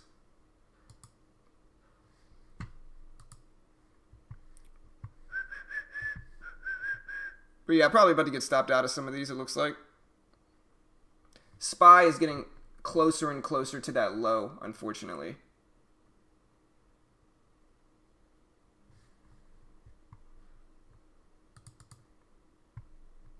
Still in the range, though, and so I got to stick to my risk at 59 and about 65. I've adjusted my MU risk because I'm watching the market to see it test these lows. And so 64s will get me out of MU, and 59 will get me out of AMD, or 58, really.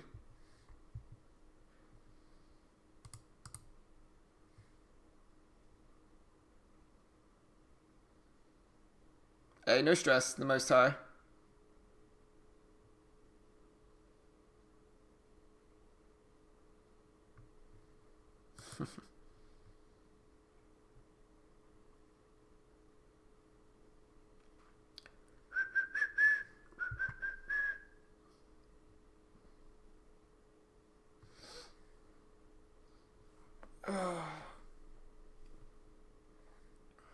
All right, so here's the SPY breaking these lows. That might drag all of these down. So I got to be very closely here. I got to be very close with both of these. Get my full position up. Get ready to exit.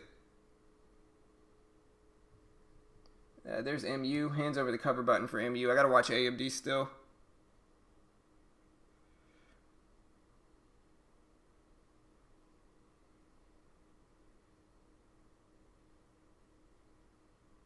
I like AMD certainly.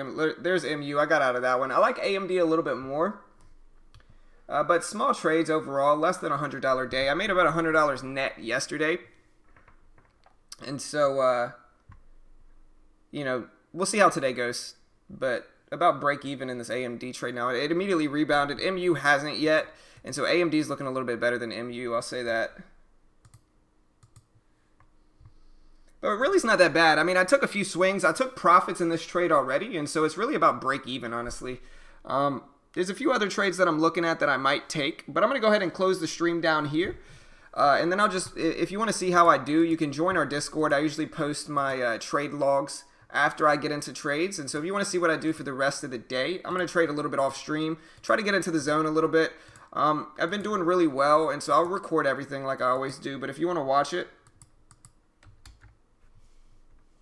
there's the link. I'll end up post my my P&L once I'm done with those trades at the Discord link, so you can join that if you want to check it out. Also, guys, if you want to use the same platform as us, it's one of the cheapest ways to get started as a trader. So like especially if you've never traded before, for $400, for $399 basically, it includes 14K in buying power once you're approved. You basically become a contractor for them. There's no PDT rule. You can day trade and short stocks. Like I said, for $400, you get a $14,000 funded day trading account to trade with when you're a contractor for them. And I think it just makes sense. It's a really cheap way to get started. There's no PDT rule. You can actually short stocks and you get a lot of buying power. And I think that makes sense for new traders. I think it's much cheaper to go that route, and you're risking $399. It's not that much. Than to deposit thousands into a conventional platform and, risk thousands, because most new traders are going to lose regardless of where they go. And this is just a much cheaper way to get started. And so if you want to check that out, here's the link. A great way to help support our channel here.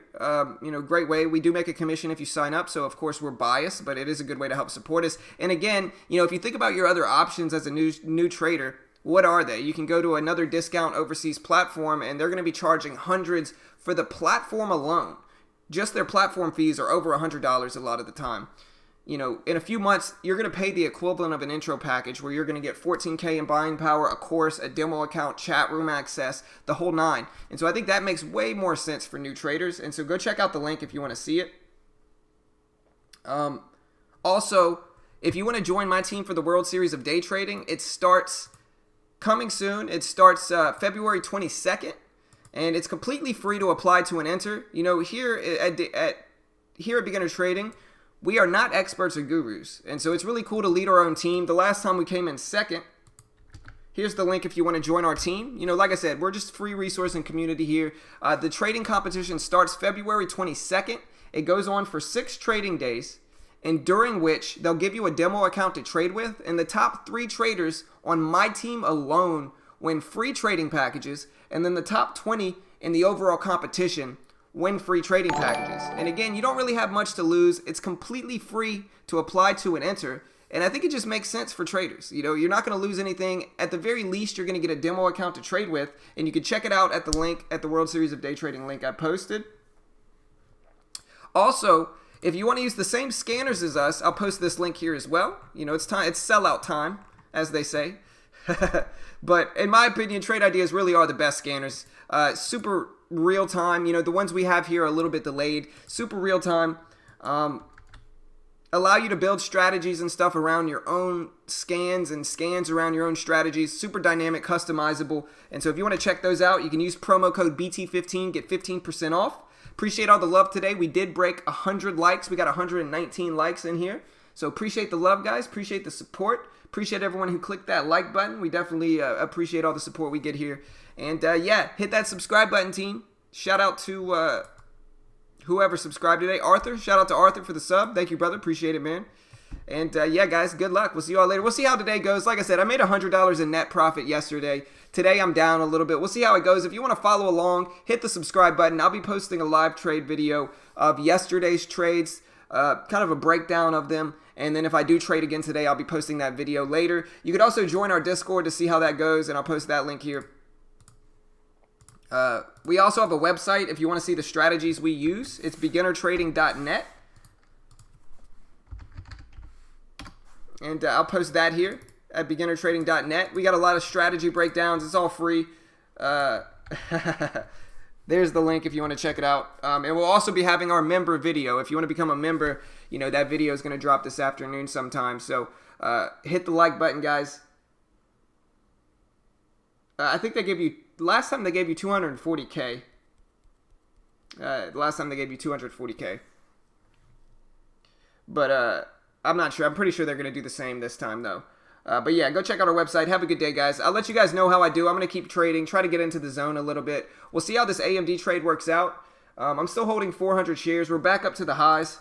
And what did MU end up doing? MU, of course, ends up rebounding here, but we'll see what happens with some of these. I'll try to get into a few good trades, so have a good day, team. We'll see you all tomorrow.